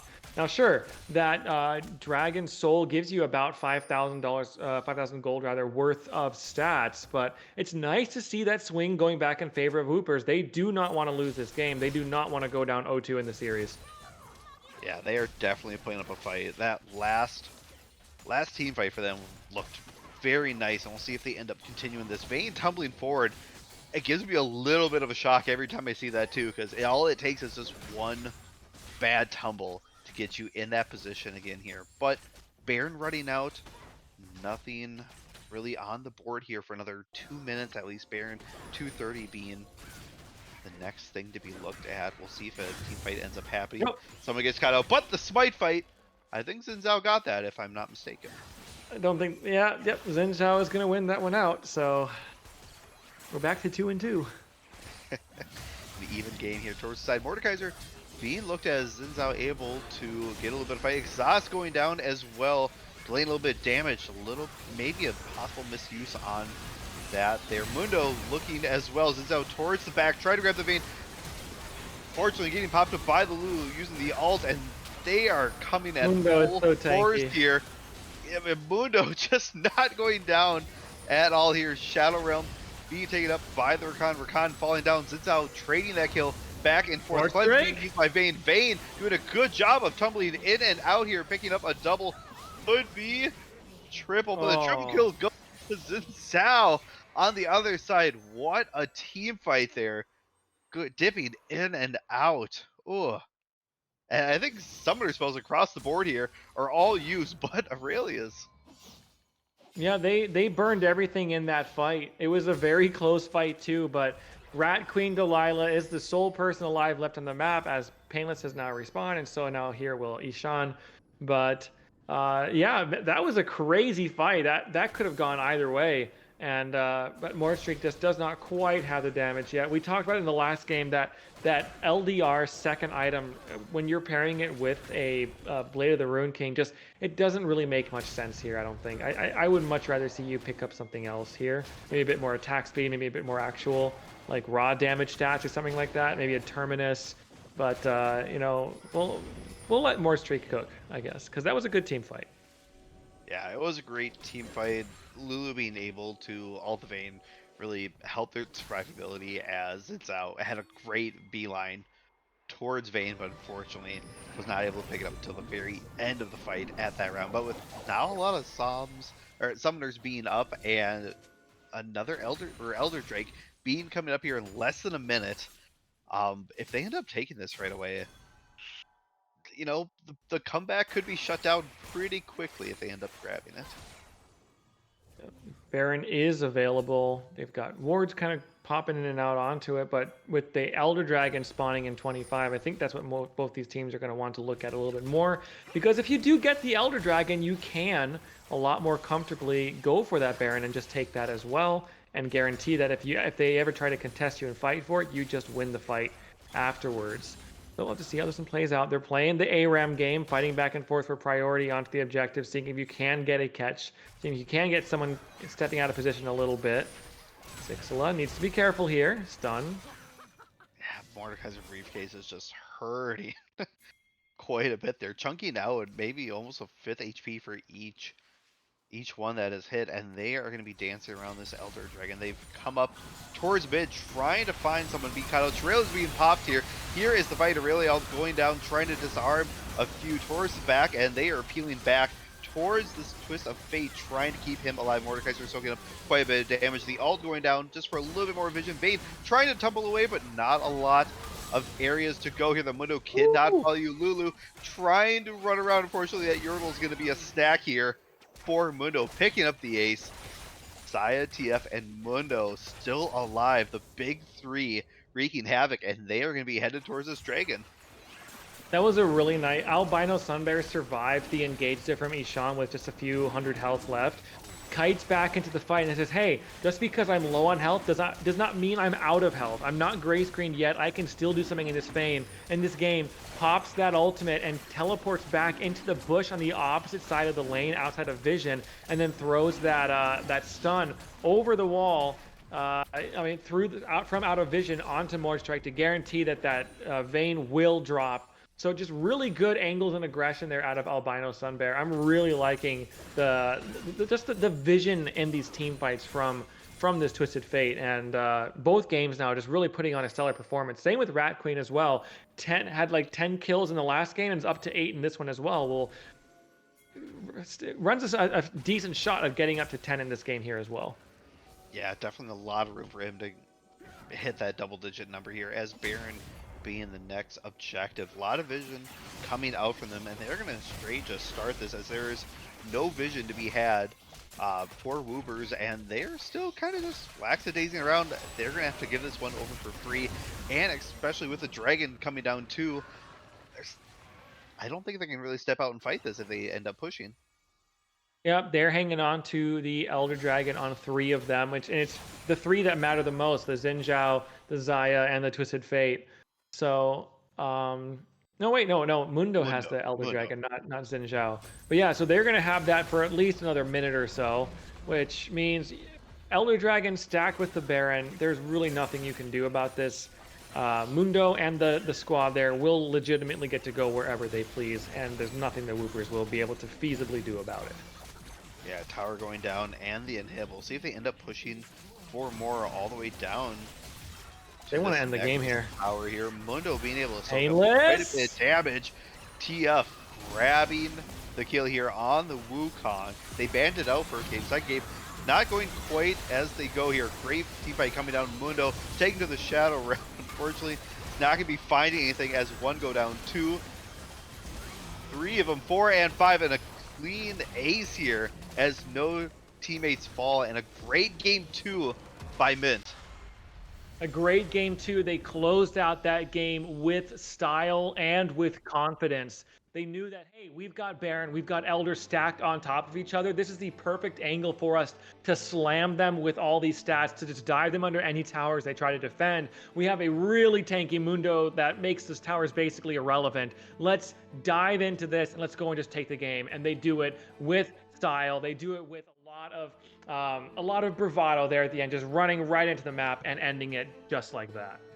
Yeah, they did a great job of keeping their head cools. Yes, there was that mid-game fight where they lost 2 towers. They were baroned up, almost going to be losing the inhib, but a great job of just keeping cool. All right, we still got the dragons. Let's fight for this soul point. Let's go for Elder. And off of the back of those fights, really good job by TF. As you mentioned, a callback there too. Those smart team fights, showing the macro and the micro as well of the decision making by this team and individuals too. Just being able to hey, great communication. Let's go in. Here's the vision. We're setting this up early. The Mundo just being an absolute monster, and Requiem Delilah on that Xin Zhao becoming huge again, not quite hitting the 10-10 mark, but 9-12. Still a great stat line here. Across the board, KDAs are looking great, and not giving up a kill early really set them up for that mid to late game. And this throws a big wrench in the Wooper kind of camp now. It's twice now that you've let Xin Zhao and Twisted Fate through, and it's twice that they've both been individually problematic. It hasn't really been them both working together per se. They've just both been really good. And it's like, if you ban away the Xin Zhao, Twisted Fate is still good. If you ban away the Twisted Fate, Xin Zhao is still doing what they want to do. And so do you have to commit 2 bans now? And Mundo has just kind of been a problem in the game as well, especially as they get to late game, just being so tanky. So I don't know how you're going to approach this game 3. There's so many problems in the draft. There's so many power points that Mint Spark are being allowed to play around. You're going to have to really throw everything out of your previous strategies, take the next couple minutes to regroup and figure out, we need to start over from scratch. We need to completely readdress this series, reassess what we're doing here, and come in with a completely different strategy for the game 3 draft, which will be coming in a few minutes. Yeah, I agree. They got to shake it up somehow and really kind of find this game 3 and land on the right footing from the get-go. But they'll end up taking a break. We'll take a small break here, and don't go anywhere as we come back for game 3 in this finals.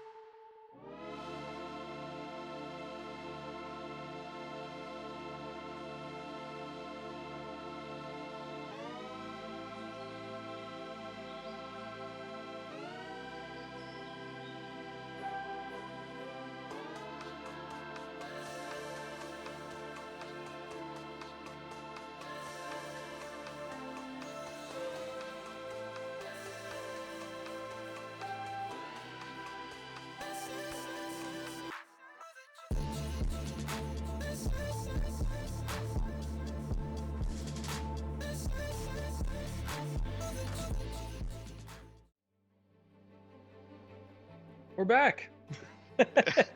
As- Once again, pure and simple. I enjoy and love it. Band phase coming out. We see the same faces again. Our TF. TF was taken off the board. Still Mundo. Still Zinzao. Are they gonna pick it right away? Do they just pick away the Xin Zhao? Maybe they want to go for the Xin Zhao. Nope. The Wukong. There's the Xin Zhao. No surprises there. All right, now here's like, what are they going to pick for mid lane? Are they just going to throw down the Annie? It does the exact same thing. That's what's so funny about this. Oh, the Lucian pivot. I think they're just cycling through. I think they're taking us for a ride, just like they did. Never mind. I am taking myself for a ride. As Solution does get picked. They don't want to wait to the very end where there's only 380 carries to pick. They know what they want. Yeah, Lucian has been banned away in the second round in game 1 and 2. They still have the opportunity to pick up the Annie here on R3 if the Woopers don't pick it away. Let's see what they want to go for here. Maybe a Sivir Lulu. Maybe they want to pick away. Oh, that's going to be a Sivir Karma, maybe? Interesting. Yeah, so top and mid here being left out there. However, the Drake, don't play with my heart. Don't play with my heart again. This would be the support Draven. I don't think they're gonna pick it, but if they why would they do it? Nami, the pairing. If you have one, you have to have the other. It's like a root beer float. If you have ice cream, you have to have vanilla. If you have vanilla, you have to have root beer. It goes hand in hand. Mundo being banned out as well as Mordekaiser, so we're not gonna see the nice, well-dressed man up top or any Shadow Realms going down anytime soon here. We'll see if more top bans happen or mid. Renekton also. Yeah, Renekton taken off the board. Not super surprising there. Just a really strong top lane brawler that can kind of do whatever they want up there. I'm curious what the last ban's can be. Maybe you do just drop the Annie because they hovered it, or maybe the Mint is like, yeah, we psyched them into banning an Annie because it does the same thing as Twisted Fate. But looks like it's going to be the Nico hover and ban. So now we need to find out what's going to be mid and top lane. One of them's going to be blinded for each team. Unfortunately, there's not going to be, any minion counting this game. I was kind of hoping to do that every time and hopefully spot the Nico. It's like, where's Waldo for me? But with minions, but we're not going to see that. But we do see the Ornn. Once again, another big beefy lad, and he can upgrade everyone. So, Mundo may go where he pleases, but Ornn's kind of the nice center on the team. He just helps everyone out. He's blocking up front. He's giving away free items. He's crafting his own. There's a lot he can do. Darius. Don't know if I like Darius here. It'd be a pick. Because you're just now you're just heavily overloaded with AD, which means Ornn can just stack armor. You have an 80 top side, an 80 brawler top side, an 80 brawler jungler. Your support Karma is not going to be doing really any AP, so you need a high AP. Maybe you go back to the way here. Maybe you go for a Corki and a Zir if you can play that. But you need some really strong AP damage here. Cassio would be an interesting one, but actually I kind of like the Cassio here the more that I think about it. Cassio's good here. Great job in case it's out or tries to go in, just give him the gaze a little bit too. Plus, keeping everyone in place with that very large. I really spacing out on the W. I want to try to pronounce it, but it's not even going to be happening here. But yeah, the tier stacking, no need for boots even, so you get 6 clear items. No way. Brand being looked at and picked. That is a spicy, no pun intended, mid pick here, unless they do end up shuffling some things around here. But it's been a hot minute since I've seen a Brand mid, and they definitely push and do some work here as that E just contaminates everything around it, and can definitely be a big nuisance. I don't remember what the brand key was called, but W is Pillar of Flame, E is Conflagration, and the ultimate is... I can't remember that one either, actually, now that I think about it. Big bouncy fireball. I'm sure that's Big what it's bouncy called. fireball. That's what it's called. You're right. So I love Brand here. Now, the interesting thing about Brand, I've played a lot of Brand mid. And the interesting thing you can do against a ranged, Cassio will outrange you. And Cassio will run you down if she gets that bonus movement speed from hitting the Q. So here's what you can do. You can actually E-max in the lane. Use the W to, or actually use the Q to just hit a minion, which will empower the spread of that E. And that just spreads it a lot. And it helps you to have way more range than you normally would. Then you use the W and rely on the passive bonus you get from the target being already ablaze instead of relying on the base stats from the W. So I think this could be a nice angle for an Emax Brandon lane. That being said, Cassio Wukong Darius is going to make this a very difficult game for like your short range people there with Xin Zhao and Lucian. And I think it's all going to come down to, can this brand put out, a lot of damage and get ahead? I think it's going to be difficult, though. I think for the first time this series, Woopers have won the draft. Yeah, especially with a Sivir as well being in there, just being able to speed up the Darius side, Wukong really able to get in the face because Darius suffering from that mobility, and when we see the Nami the Ornn really to kind of knock back and get him there, the Sivir ult is really going to help just kind of push that forward, as well as the poke that's going to be coming out from this bot lane. Sivir loving to push, great job at poking, as well as Karma. That monster Q just poking out there, and hopefully that's going to nullify that early game evolution, put him super far behind, and really rely on the Xin Zhao to carry once again. So I think if they shut down the Xin Zhao early, that's really going to help them towards this mid game here. But we'll see. When you're up 2-0, you're feeling good, you got a champion you played 3 times in a row, it's kind of hard to put a stopper on them. And if Lucian can get ahead bot lane, which is exactly what Lucian Nami is designed to do, if they can get ahead bot lane, it's going to be very difficult because that culling, that ultimate there from Lucian, outranges everyone there on the Woopers, and you can just 100-0 any target if you have a decent enough gold lead. And then if you don't get it, Brand can hit the R button and watch it bounce to your backline to finish them off. So it's going to be a spicy game. I think the Woopers have the lead based off of the draft, but from execution-wise, Mint, Spark have been playing a little bit better in my opinion. So I think this is going to be a very evenly matched Game 3 here, which is exactly what I want to see in this best of 5. Yeah, I think we're going to see more of that Game 1 action where kills were super close. We didn't have even a 1,000 gold lead until, that mid 20-minute mark, so we could see a repeat of that here. I'm not sure if we're going to see the 5-man invade once again here, but I could be wrong. Both teams, I can see maybe where they're trying to, maybe not so much on the Woopers, but Sparks, you get a nice Nami bubble, a 4 or 5-man pick up just like they did in the beginning there, and that could spell disaster. So is your official prediction going for the Woopers on this one? My official prediction is we're going to Game 4. Game 4? All right, I'm going to be opposite of you this time. Spark, they've been on a roll, they've been playing well. I'm going to call the Brand. At the end of the game, we're going to go 15 and something. He's going to do it. All right. That's the predictions here going into Game 3. Let's hop into a quick little break as we take our breather for a potential final match of the finals here. Don't go anywhere, everybody. We've got Game 3 action coming up right after this short pause.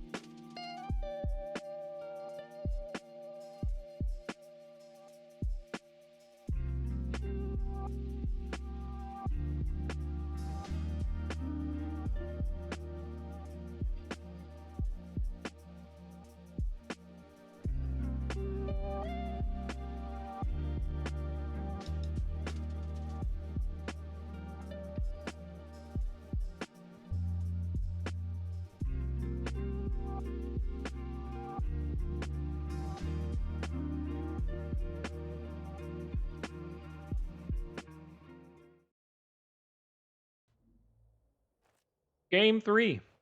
Here we go. In They're once hanging again. out. They're hanging out in that bush looking for another invade, and Woopers do not want to invade into it again. So they're just going to 5-point. And we're not going to have any action, unfortunately, because that last 5v5 at level 1 was pretty fun. So I'm a little sad about that, but it is It what was it is. fun to watch, but unfortunately not going to happen again here. Some fist bumps end up coming out, just showing off a little bit here. I'm super excited for this brand mid. I can't wait to see what it does. Yeah, same here. Very excited for this one. I don't know how it matches up against a Casio, but we will find out here today. So it is the zombie brand skin, which is the best brand skin. And if you disagree with me on that, you are allowed to be wrong. Yeah, it's about that. Just know that we're no longer friends, and you'll be put in the worst tax bracket that you possibly can be in. So it comes with Absolutely. consequences. Hmm. We do get the pizza siver skin too, so I mean, like that's a big plus for me if you have the pizza skin. Yeah, we're just getting good skins all across the board here. We've got the Old God, Ornn up there in the top side. We've got Pizza Delivery Siver. We've got Dunkmaster Darius, Zombie Brand. Lucian's got a Chroma. Everybody's just having a good time up there, all across the map here with some great skins. But they're not as well dressed as Mundo, though. Unfortunately, I feel like this game They're is just not. lacking the fashion. Don't get me wrong; they don't look bad by any means, but it's just not what you want. It really isn't. It's just, it is what it is. We can't have Versace every single game, unfortunately. I feel like we could, but I feel unfortunately, like we someone didn't could. let that happen. Yeah, Woopers we're not cool with that. It's They just don't it's like too much fashion. drip for game 3, I think. Oh. All right, first Dragon, Chemtech Drake. So that will not be our final one here. Kind of hope we get something different, like a Fire Drake or an Ocean or something, just to mix it up a little bit here. Brand that empowered Down E, for that. working wonders towards the backside, just Wing the backline. I'm gonna figure out exactly what that is. The Pillar of Flame, yes, you call that out, and then the was the alt. I don't think it's the big ball of bouncing flame, unfortunately. It's called Q is Seer, R is Pyroclasm. I should have known that. There we go. I still think the big ball bouncing fireball might be a little bit easier. I don't quite know, but the poke on that brand is really doing work now. Cassiopeia, like the 4th HP and not looking too hot. Yeah, Brand is actually doing surprisingly well in this matchup. So being very posturing very aggressively in the lane, up 5 CS, which is probably going to get neutralized a little bit as Cassio catches the wave. But bot lane is not going well. The Lucian is actually down about, if Sivir can catch all of these, it's going to be down 8 CS, which is not very, okay, 7 CS. That's not good for a Lucian Nami lane. Yeah, definitely with that early start that you want, not having that. A little bit of CS isn't going to hurt you too bad, but if it is the current trend that keeps on growing, then there is something to be said about it here. So Dragon being pinged on a little bit here. We'll see if they opt in to push this up and meet possibly there. Xin Zhao grabbing up 2 long swords here. If he can pick up a nice early kill and really push them off to that right foot again here, that could carry over and we could see him have a nice line once again. Darius towards the top side, spinning the backboard pretty frequently here. Unfortunately, hitting the entire wave though sometimes does end up causing you to mismanage the wave and lose quite a bit of CS. Yeah, Rat Queen. Oh, they've actually gone in for this. That's going to force a flash out of Sixila, which is good. But yeah, Rat Queen is down here just to help them crash this wave because KTL has no mana. They're going to step forward. They looked for a bit of a play there as well and got an extra flash for it for free, which is, congratulations. You picked up an extra summoner, only for trading the Ignite there out of Lucian, which will be up quite a bit sooner than Sixila's flash. And they might rotate over and try to use that prio that they have mid lane going for them as well to see if maybe, just maybe, they can sneak in and take a dragon. Never mind. Xin Zhao is rotating back into the jungle to go hang out with some good boys there in the bottom side of the jungle. And meanwhile, towards the top side here, Darius having to burn flash and get out of the way. The Ornn doing a really good job of knocking himself into that pillar and knocking up Darius here. So a little bit more advantage. We'll see if he ends up popping that plate towards the top side. Doesn't need to craft anything just yet in lane as he already has the chain vest, but is backing, and we'll see what he ends up grabbing at the original shop. Yeah. Remember that Ornn has kind of a built-in shop with that passive, which is always... Oh, okay, yeah, she got the cannon there. Painless has been doing a great job of taking these grubs, and Rat Queen is down here going for a dragon, which has been par for the course around 6 minutes that this Xin Zhao likes to be on that Drake, while Painless goes for some of these Ed, and Eddies up here. Has taken down Ed, and is now looking to take down Ed. And now that Ed is dropped, Ed is dropping as well, and now it's just Eddie left. So why is it always Eddie left? Like, Ed and Ed need to know that you cannot leave Eddie alone, okay? This man will knock through walls and eat plaster, and there will be no difference. This is so true. And I now really Painless. miss that show. I really miss it. Yeah. Painless is looking to invade and steal away some KFC. And here comes the dive bot side. Sixla has no flash.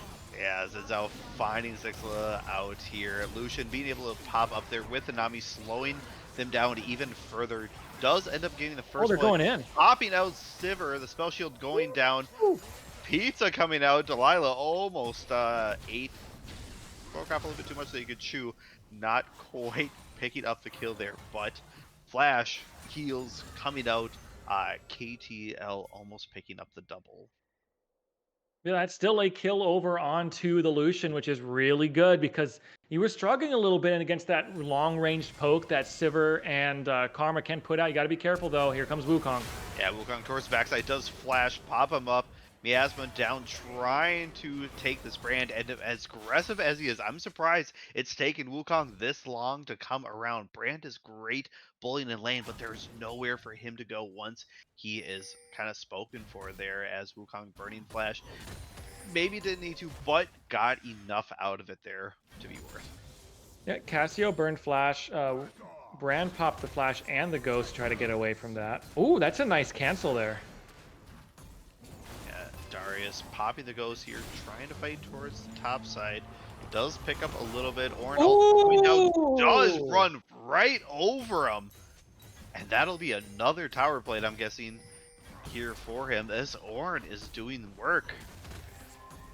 Yeah, this Ornn is cooking up here in the top lane, putting this Darius in the dumpster. Blew the flash earlier, pops Darius' ghost as well, but uses that ultimate to just secure a solo kill on the top side. Control Alt Delete. This team here for Mint, last game it was Albino Sunberry picking up the solo kill, and this time it's Control Alt Delete with the 1v1 victory there early on in the laning phase, and 800, 900 gold in the lead for Mint. Spark is looking, that's what you want to see here early on. You need to snowball this team ahead, because otherwise that team fight, just absolute scaling that you have between that Darius, that Wukong, that Cassio, and that Sivir with the Karma shielding, it's going to be difficult to deal with. Yeah, Karma locking up the Nami. Nami looking to be the target here. The wave crashing down. Unfortunately, the spell shield's going to be soaking that up. Wukong towards Rat Queen Delilah. Still sticking in there, not too much concern. Sivir ult being popped as well, and they just want to make the most use of it. I do want to mention topside completing the Iceborne Gauntlet already. Ooh. That is definitely not what you want to see towards the top side, as Darius now pushed all the way to the wave. And if Ornn can kind of stick this here, that's going to be a lot more CS in his pocket. And Darius, unfortunately, just kind of has to either back off and respect it here or starve. Ornn is definitely running that lane just a little bit. As mid lane, we're just kind of chilling right now. It's a slight CS lead over to Albino Sunbear, about 5. But the kill for Ishan that Ishan picked up means, gold is going to be in favor of the Casio, and is going to reset now and probably go and pick up that Rod of Ages. Yep, it's actually they're pretty even, surprisingly. Oh, Brand did pick up a plate. Never mind. That would explain it there. Yeah, a throw a plus tier, a really late game look build here for the Cassiopeia. You're going to be able to have the health to kind of really tank up anything that automatically just kind of takes you out in a one shot if you're going more of the glass cannon build here, as well as the tier stack up once you get the Archangels. But towards top side, Darius does have the backboard on top here, the max stacks, looking for the execute. Still has a little bit of health to go, unfortunately, for that to happen. Flash from Darius, tried to come out, does ult down. Dugmaster Darius, a little bit of health coming back, and Control Alt Elite picking up the kill there top lane. 2-0 for him. Calling Control going down Alt Delete. towards bot side. Sivir escaping with just a sliver of health. Nami trying to fight Rat Queen is here. kill. Yeah, he is towards Did the not see backside. it. Unfortunately, not going to find him. They were pushing up to this wave. Karma might be left out to dry here, unfortunately. There's nowhere for her to go. She was too late backing with it and just kind of has to delay. Uh-oh. Great job with the flash going back there. Unfortunately, flash coming out from Rat Queen Delilah closes the gap even more and takes the kill. Sorry to cut you off on their mid-sentence, but now we have a little bit of time and maybe a little break from the action. That was about as well played as Sixla could have. Burned the flash and trades it for 2 summoner spells, KTL's Ignite and Rat Queen's Flash. So, you know, I like what I saw there. That was at least, you got the most that you could have. Control Alt Delete just you know, holding strong in that 1v1, didn't even burn the flash. So great stuff there. Dragon gonna be going down here as well. Any second. Is Wukong gonna try to go for it? Will not. So that's gonna be the second dragon over to Rat Queen, who has had absolute control over the dragon. All 3 of these games, at least the first couple, has always been in favor of that Xin Zhao, who has picked Xin Zhao all 3 games, I believe. Yeah, all 3 games been Xin Zhao. It's been working very well, as Hex Tech Dragon will be our sole point for this game as well. Kind of a callback for game 1. Score 1-4, nothing too crazy, just a little over a K lead here for Mint. So backing in the bush, let's see, they do pop it up. Karma, good job on the stop there for them. They'll have to recall once again underneath the safety of their tower. Or, oh no, if they step up and Wukong just waits just a little bit. They might tower dive this. Yeah, he does have ult kind of ready to go here. Does pop over, does ult, grab the Lucian and the Nami. Nami trying to crash the wave into everyone. Still at the tower. Nami picking up a kill here. Sivir trading back the kill though. And the shutdown here for herself. And now 1-0. Going to be finishing up everything with the Noon Quiver. I believe that should be the Kraken Slayer for her. That's not optimal. Painless trading in that dive. They gave up a kill apiece. And yeah, Sivir did pick up the kill, so that's good. And Nami was the one to pick up the kill back, but definitely not optimal there.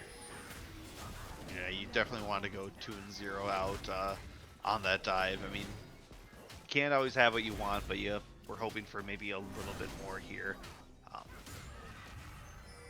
I mean, they still have Flash. Lucian carrying Ignite this game too, just a little more aggressive out of that here. Everyone kind of roaming towards the top side now. Karma leaving a little bit of solo lane for that Sivir to catch up on some XP here, just hitting level 8, and I think they're going to be taking this rift without any contention here, unless they make a really hard turn somewhere. Yeah, Xin Zhao is hanging out on the bot side still. I guess they're just gonna give it over. That's fine. They might be looking for a dive bot side again because they're pushing the wave in. Xin Zhao is wrapping around. So yeah, Mordstrike is gonna get dove here. Is it gonna just be the dive right now? Because they still have a couple minions left. Yeah, oh, there's gonna be the TP. TP being used here, and that is Cassiopeia gonna be joining the fight. Sivir no ult just yet, but is coming up here shortly in the next 10 seconds. Cassiopeia is still having that flash ult, can really, hit the gaze and try to stun up everyone here. Lucian being aggressive.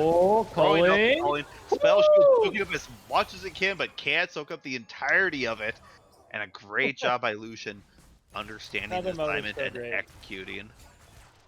That emo of that Lucian put of just pushing the button is so great because that's what Lucian did. Just hit the R key and win the trade. That's going to be first brick picked up there by Lucian, as well as Orange going to be ulting.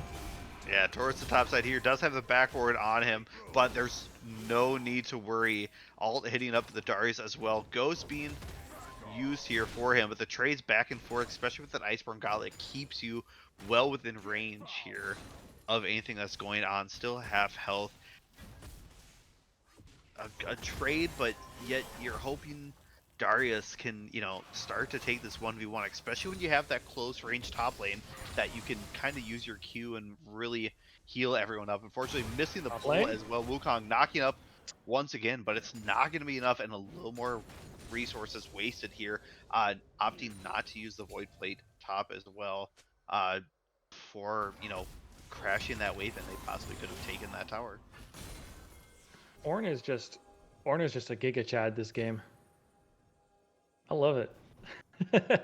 Yeah, they're looking to try to catch. Oh, they see. They're watching. Yeah, they know. Wukong taking the path towards the bot side. We'll see if they end up rotating down too with the Lucian, but it looks like they are happy to stay here. They know Dragon's coming up in 30 seconds. Someone's going to face check this. This is just patience, and I think it's going to be paying off here. Oh, Painless is going to loop around. They saw the Lucian on that ward, so they noticed. Painless knows to sneak around through the back, because they have a ward up there in the top bush above red buff as well, so they know that no one's coming in. Yeah, and now, I mean, Herald is going to be dropped here. Sivir is taking. Oh, where are they going? Oh, there we go. I just had to take the exit ramp. Sivir? But, what are you doing, Sivir? Back, but unfortunately, there's a lot of teammates waiting there for him. Has to blow the flash, and the Ghost not going to be enough, though. Oh, no. As one falls, and two now for the Ornn. Already having the Negatron cloak on the other side in case there was anything coming out from the Cassiopeia or the Karma. He's going to be able to soak up a lot more now. He's going to back away, be able to build something else and go towards topside.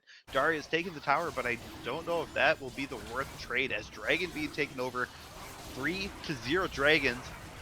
Not quite at 22 minutes, but I think, 23 minutes? There's going to be another Soul Dragon. This could be a repeat of last game. Yep, it's nice transition into the mid game here. That was just a big mistake there from the Sivir taking that Rift Herald. It just said, you know what, screw it. It's game 3 of the finals. Let's send it into this tower and see what happens. Xin Zhao immediately ults her as she hops out, knocks her back into the team, pops the Ghost, pops the Flash, pops the ultimate, but just does not have enough speed to get away. And it's goodbye Sivir, goodbye Wukong, and hello Dragon for Mint Spark. Topside did go at least Darius's way to pick up a tower, though. So, you get a little something out of it. Although, funny enough, they used the Rift Herald mid lane and they still did not get the tower. That's unfortunate, But Darius pulling in the Ornn. We'll see if Ornn wants to be trading back and forth here. Does have the bleed stacks on him, but taking a lot of damage here from that improved Iceborne Gauntlet of his. Wave crashing down. Not going to find anything. Darius does have to blow the flash. Does have Ghost a little bit. KTO, fortunately, not seeing the Wukong in time. Wukong will be picking up the kill with the Triforce, easily shredding through him. As we just saw TP being used as well by Cassiopeia. They are not done with this fight. A little bit of a ward going down here, trying to grab some vision. Double warding the try just in case one tries to get cleared. Baron coming up here in a little bit. I don't think they're going to be looking at it as there is vision everywhere. A little bit of a good turn there as Lucian, unfortunately, a little bit out of position towards that fight. Yep, Lucian was just not quite in the right place where you want to be. You want to be staying with the rest of your team. Just got caught off to the side. Control Alt Delete. Going for another little 1v1 here. Geyser.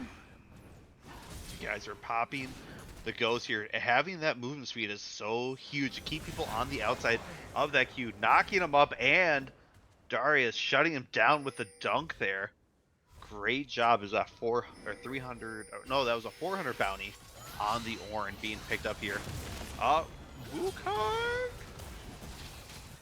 Did you mean to take that? Xin Zhao trying to chase him down. Ghost being burned by Brand. Trying to find him. The ability's just a little out of reach. The Pillar Fire ends up finding him, and with the bird, with the passive, and his W, able to pick that up. Rack Queen, unfortunately, not being able to move with that Cassiopeia facing down all of that poison on the ground. There's not really much, no place really for him to go, as Lucian does pick up the tower towards the top side. Yep, another tower being picked up, and it's going to go back traded. So there's going to be 3 towers 2-2, as they did finally pick up that mid lane tower, which was on just a sliver. It was on life support anyway, so it was only a matter of time. But yep, Brand is just going to clear this wave out. Brand has the Leandri's completed, and is, we'll just see what the next item is going to be. Not sure exactly what you're going for with that blasting wand, because it could be one of a myriad of things. But 21 minutes into this game, which means Soul Point, which is going to be a minute and 45 seconds rather away. And Hex Soul would be very nice for Mint Spark here in this game. Lucian's gonna love it. Brand's gonna love it. Xin Zhao's gonna love it. It's just gonna be loved all around. It's going to be a McDonald's feast. Everyone's going to be loving it, basically, at this point. Oh, yeah. So, mid tower on opposite side now, Mint looking at taking that. They are going to opt to back away here, and it is the Rylai's Crystal Scepter being picked up from the Brand. Nami having to force a flash. Calling goes out by Lucian. Not be able to find anyone, but just going to keep everyone at bay. So that Brand really being able to... You're not going to be able to move once he starts that wombo combo on you now, as they are running towards the Baron. They might be switching, or just being able to trade this. They don't seem phased with this Soul Dragon. No, I mean, it's not for another 45 seconds.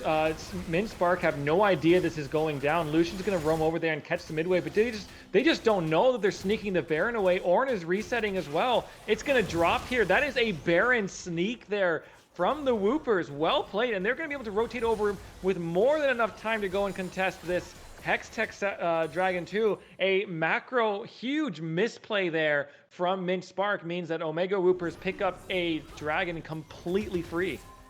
Yeah, now they Baron completely free. To the mid tower as well. Ornn going out, finding 2 to pop up their Wukongs, using his ult defensively, trying to get this Xin Zhao off of everyone. It is going to end up falling here towards the Wukong. Ziffer using the ult, trying to get everyone out of the burning from Brand. Does pick up Arcane Comment, barely striking out the Wukong there, checking the bush with the abilities and finding True, or Calling going out for the Cassiopeia. Cassiopeia shield, unfortunately, from the Service Embrace is not going to be enough, as they are going to be looking for more here. Ornn just trying to drive down this Karma. Empowered backs, unfortunately, not going to be in time here either for the Darius, as they keep on running here. Lucian tied up for a moment here. Still going to grab the Karma, as well as Darius trying to get away. Katia will pick up the kill, and they are going to be leaving Darius for this dragon. Yep, Xin Zhao is up as well, has those Hex Gates to get right back into the dragon. They're going to start it up right now. Painless still sitting the base, just leaving. That's going to mean Xin Zhao can probably just walk right down and pick this up. Sivir is mid lane taking down that tower, so it's going to be a little bit of gold back over to the Woopers. But Mint Spark picking up their yet another Dragon Soul and another Hextech Soul for them, just like in game 1.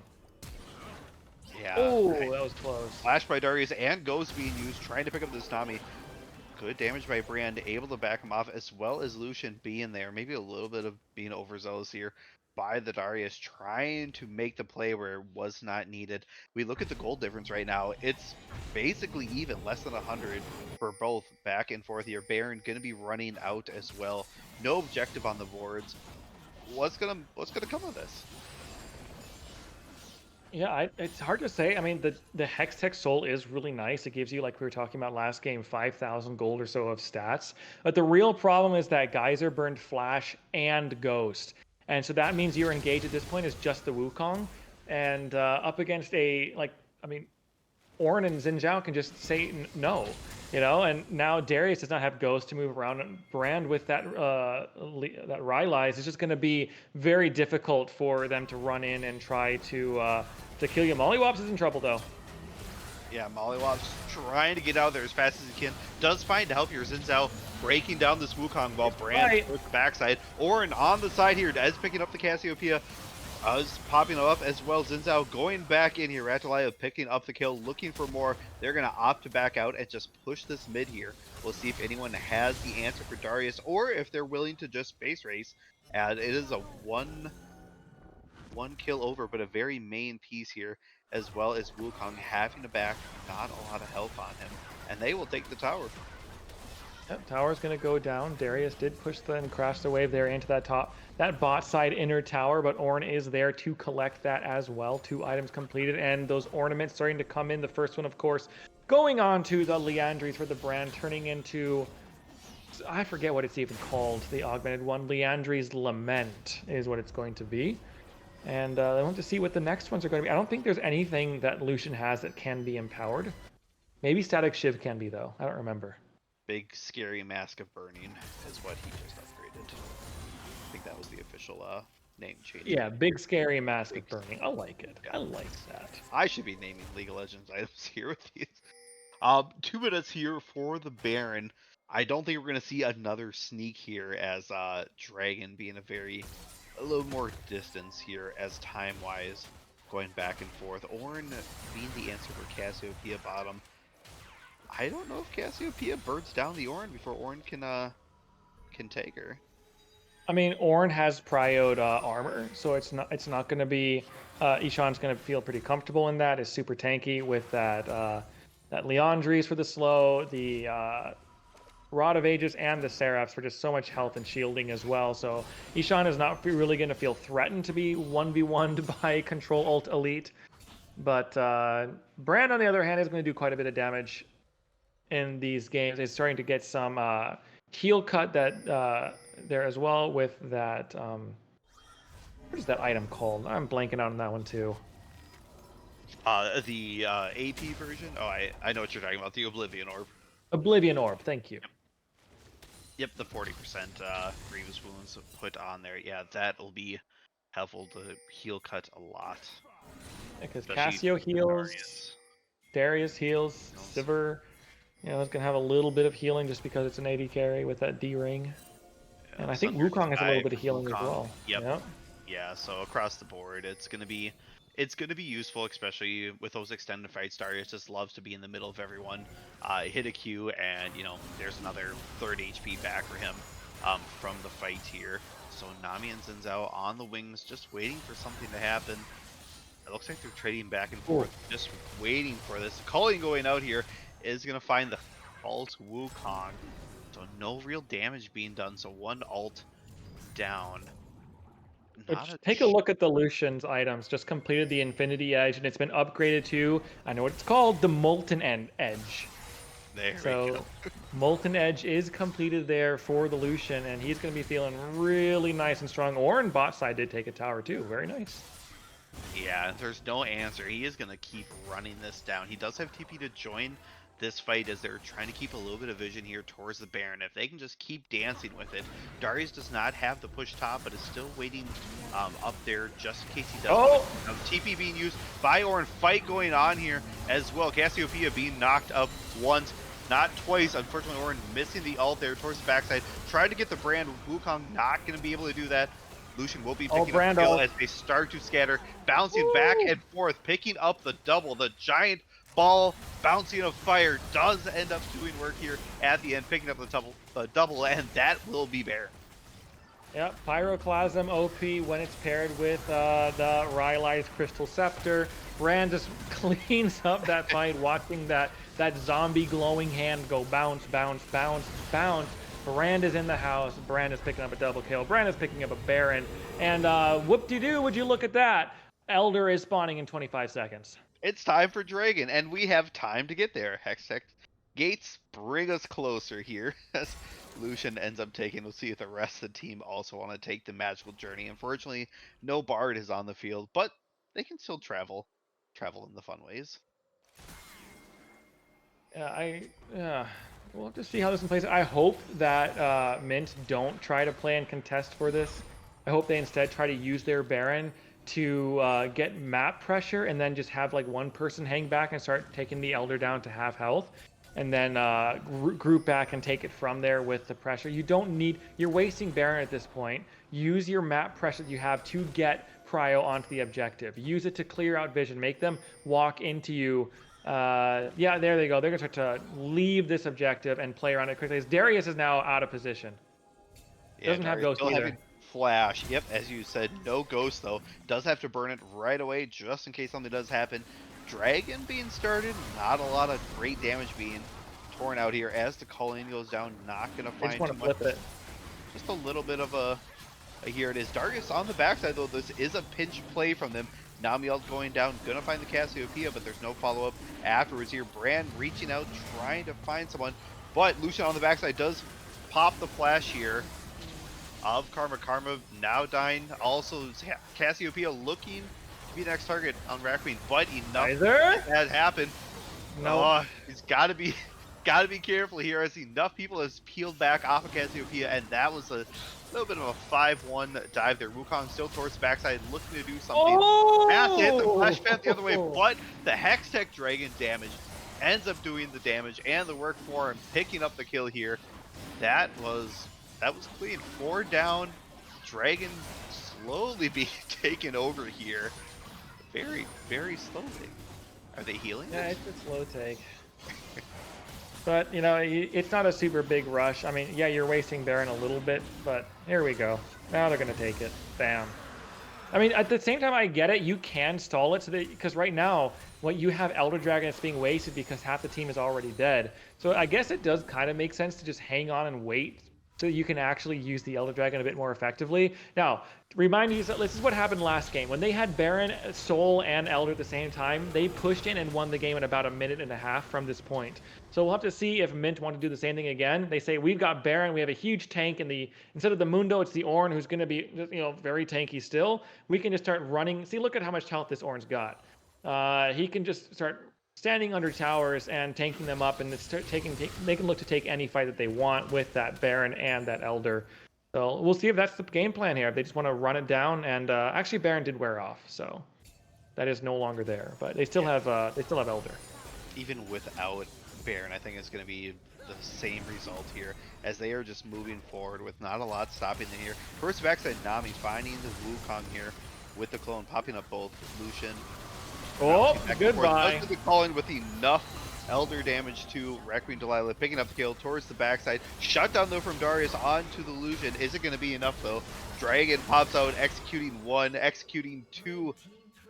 Xin Zhao here, triple kill for him as there is only one legendary snake between them and victory here. Cassiopeia just has to stall out, hope and pray that they don't push anything further than this inhib, but with death timers being this long, I don't think she can stand this. Yeah, Mordstrike died to the Brand passive damage and gets killed there by, gets Elder Dragon popped because of it. There's the final Elder Dragon. That's 4 kills. Mordstrike says, enough of this, I'm going home. And that is going to be a clean 3-0 sweep. Sixla trying to throw out some damage. It's not going to be enough. GG, Mint. Mint. I'm blanking now here. Is it? Mint Spark. Mint Spark. I don't know why I got stuck on strike. Mint Spark are going to be your BOL champions here tonight. Congratulations to you guys. A phenomenal showing here in this best of 5. Yeah, doing a great job. The entire team just being able to each do their individual parts of role, and as team fights happen, I'd love to see it was a nice choreography of fights going on, great communication, and the objective taking here, taking almost every dragon, having that Elder Dragon, Soul Dragon here in less than 30 minutes. It's just masterfully to see them kind of piece that together consistently throughout. Yeah, their macro play around objectives, and especially as they got to the mid-late game, they just had so much, it felt like, control over the game. It felt like they were constantly forcing the Woopers to play into them instead of the other way around. It was just, like a masterclass of macro in this series. And, great stuff there by Mint Spark tonight. Yeah. Wooper's doing a great job too. There was definitely a lot of fights here that we saw in game 1 and 2 that let us. We had that hope and ray of victory, but unfortunately, a little bit of team comp wise picks, and then a couple of decisions being picked out and whatnot that kind of unfortunately turned the tables on them. But yeah, the Zins out, allowing all 3 games, really doing a great job of setting everyone up early, doing great in team fights, really facilitating where he would need it to be, as well as the mid lane, the TFs, kind of allowing that to push through was detrimental. Yeah, just great showing overall. Now I'm sitting over here thinking it's going to be really hard to decide if we want to give someone an MVP, because I think realistically you could give it to top lane, you could give it to mid lane, you could give it to the jungler. I don't know where should we take this one. I'm struggling to figure out who do I want to call the MVP of this series. It's tough. If you could give it to the entire team, I would. I really would. There we go. It's unfortunately I don't think we can do that. Just quickly, I'm gonna run. Mollywops did a great job of holding vision, always being ready for Lucian. Great job in the bot lane, and KTL being a solid piece. They banned out any carries underneath the sun, but still able to kind of pick up the slack where it was needed and make sure they were always ready to rotate over. Grabbing the kills, positioning was great. Mid lane, can't say enough of the early TF ults and really roaming around, helping their team. And this Brand on the last one, always keeping Cassiopeia in check, and those giant team fight ults doing great. Rackway and Delilah, great job of going in and out, picking up, objectives super early, really doing a good job of harmonizing the team to that early to mid game that really set them up towards those dragons. And top lane just being the master of all beef. He's like the Kobe beef, taking up the Mundo and the Ornn and showing them both off in class. Yeah, it was just I am really struggling. You know what? I've decided who I'm going to give MVP to. Okay. For me at least. I'm giving it to the top lane. Throw down 2 Mundo games with style up against the S tier Mordekaiser, winning them out with a lot of skill, getting the solo kill as Ornn onto the Darius. I think twice it was. I love to see that, and it was like a pure skill, just I am better than you, just wins the 1v1 multiple times, and great performances there on the Mundo, showing zero fear, tanking up in the mid late game for those Mundo games. And same with the Ornn, some really nice ultimates, some really nice knockups. Bellows breaths were always on point, and I think as fun as it was to watch the Brand, as fun as it was to watch 3 Xin Zhao games, I just really thought top lane there was just on another level for control ult elite. Yeah, I hate the contract. I don't know how we're gonna break it, but I have to go with Rackway and Delilah. Just consistency throughout all 3 games, always doing a great job, being where it needs to be, the positioning and the objectives. Like, they gave away Ed and Eddie, I don't know how many times, but it never mattered. We could give up Rift every time, and it doesn't matter. We were always set up for our dragons, grabbing the Elder, grabbing the Soul, making sure when we hit those power spikes, there's nowhere for them to go. Great rotations, the invades that was having. He was where he needed to be at all times and showed consistency throughout the entirety of it. So I'm gonna go with the Xin Zhao. I think it's a completely viable and valid approach to get to take there. That being said, I think we're going to be having an interview with the players coming up very soon. So I think we're going to throw this to a short break while we get those interviews set up. Don't go anywhere. You're going to get to hear from your victorious Mint Spark players coming up shortly, right after this short pause.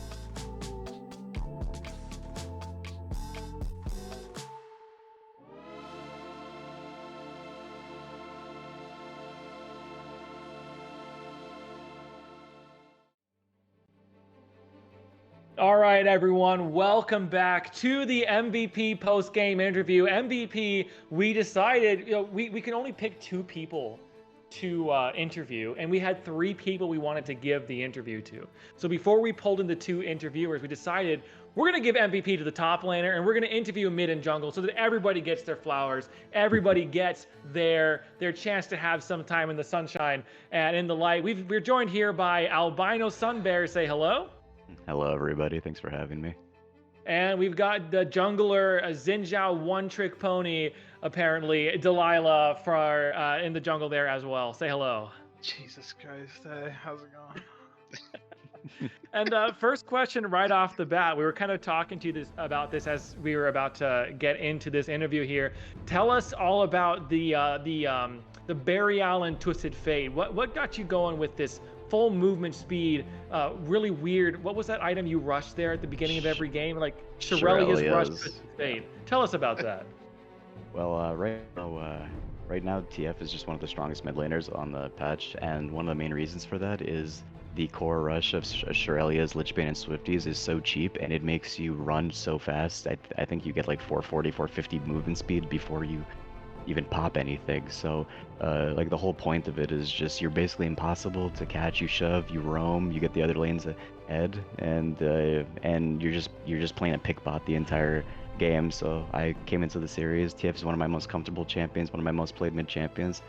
And looking at Ishan's mid pool, I thought to myself, well, he doesn't really play anything that counters TF that I'm scared of, so we can just blind pick TF mid every game, and I can just leave counter picks to my side laners or jungler, but you know, he's a Zen merchant, so it didn't matter there, but yeah. There we go. All right, I guess I will throw it over here to our jungler Delilah. How did you know you're gonna do Zen all three? Like, did you have any backups? What were your thoughts going into like game 1 and 2? So there's like a bunch of backups that we had, but we knew that this guy pretty much only played. Like from what I remember, I was pretty sure it was just like Wukong, Xin, and like Rek'Sai. Rek'Sai, yeah. Yeah, it was And Rek'Sai. we just picked the Xin the first game, and then after the showing on Rek'Sai, I just said like if they don't ban Xin, we just have to pick it every game because I don't think they have a solution for it. So that's pretty much just what happened. And if I wasn't gonna play Zen, it was probably gonna end up just being like something like J4 or fucking Kane or something. Because we were actually thinking about also stealing the Wukong, but you have to leave the Zen for that, and I think Zen's just better than Wukong right now. Especially if you rush Trinity Force, which is what he did every game. I think that's just cool. Yeah. Yeah, fair enough. Fair enough. Now let's pivot to game 3 here, Albino Sunbear. The R5 brand. Tell us about how that came about. All right, well, my second thing in this series was Brand is also, I don't know if as many people know, but Brand mid is actually one of the strongest champions on the patch right now. I think he has like a 55% win rate or something, 54. It's really strong, and it's really good into some of the most popular mid laners right now, especially the champions that Ishan plays. It's really good into Ahri. It's really good into Hui. It's really good into things like that. Primarily because I mean we saw Brand's team fighting is absolutely insane, especially when you combine it with the kind of comp they were doing. They all wanted to dive into us, so I could Brand R them, and they just can't play the game with Hex Soul and the Rylai slow. I was kind of surprised they blinded Cassiopeia. I think that champion is absolutely horrible right now. I was really expecting them to blind Ahri. And since I don't really play Brand all that much in ranked, I know I've been an Annie merchant the entire season, unfortunately, due to my captain. But I can play more than 3 champions, I promise. So I was telling my team I don't think they have a response to this, and they will not expect it coming. So I trusted my top laner to just blind Ornn, play safe in the matchup, and our team fighting and comp was just infinitely better around them. Yeah, not to mention like they also like we can, like just from scouting we know that they like to play as like a 5-man unit. Like they really like to just roam around as 5, and we do too. So like the Brand was also like a huge slam, and I think we just played those 5v5s a lot better. Yep. Mm-hmm. Yeah, the brand pick really did a nice job, and I think even threw us for a loop because we knew the Annie hover did come out a little bit. We were expecting that when the brand did pop out. We were super excited. Unfortunately, my captain has me on a leash, so I very rarely get freedom in scrims and comp games, but he let me have it after the first 2 games.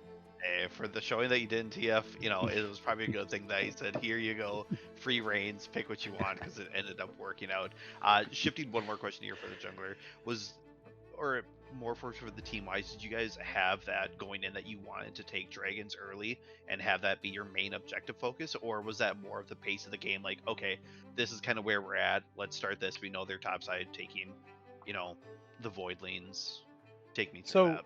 yeah, it's me and the ADC, me and KTL have talked about this like quite a bit. Grubbies are like fucking horrible.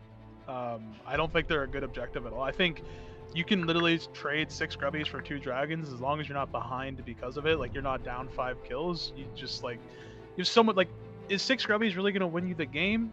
No. Is 4 dragons win you the game? Like 90% of the time, yeah. Like if you can get a Hextech soul, the game's just like it's like it goes to like an 80% win rate. There's nothing you can do. So prioritizing and like especially like you look at their comp like in a lot of those games, did they really have like a hard pushing top laner or like a mid laner or something that could like really push that split? Especially when we know that their team likes to play 5v5. It's like you can have the gummies, bro. I don't care. Yeah, Makes and chiming into that, I mean I agree. I think dragon stacking is just infinitely stronger unless you're trying to play a 1-3-1 style comp.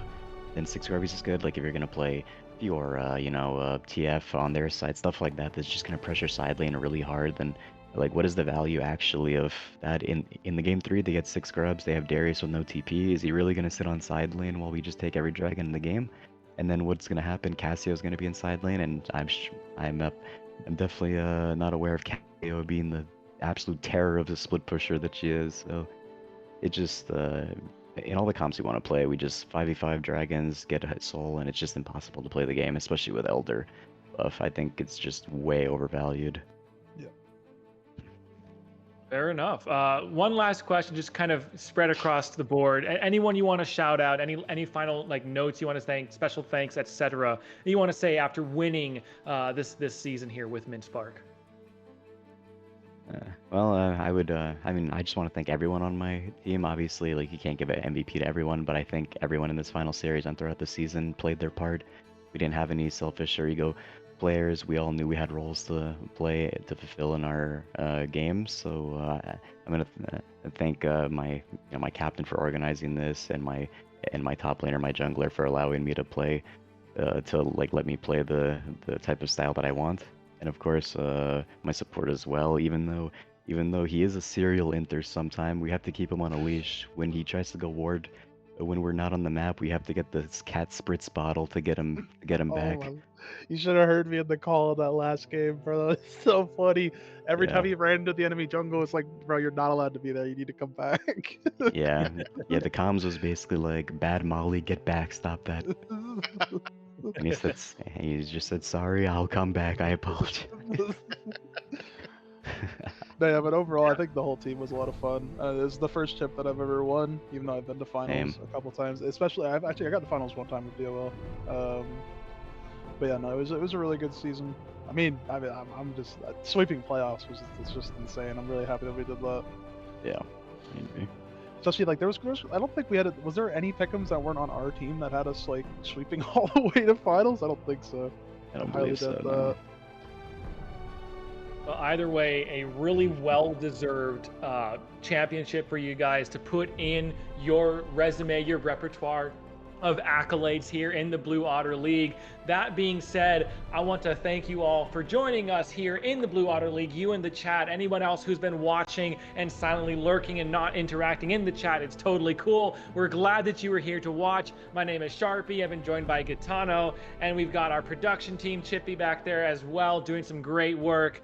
Thank you all for watching. Have a great night, and we will see you next season for some more Blue Otter League action. We will see you next time. Have a good night.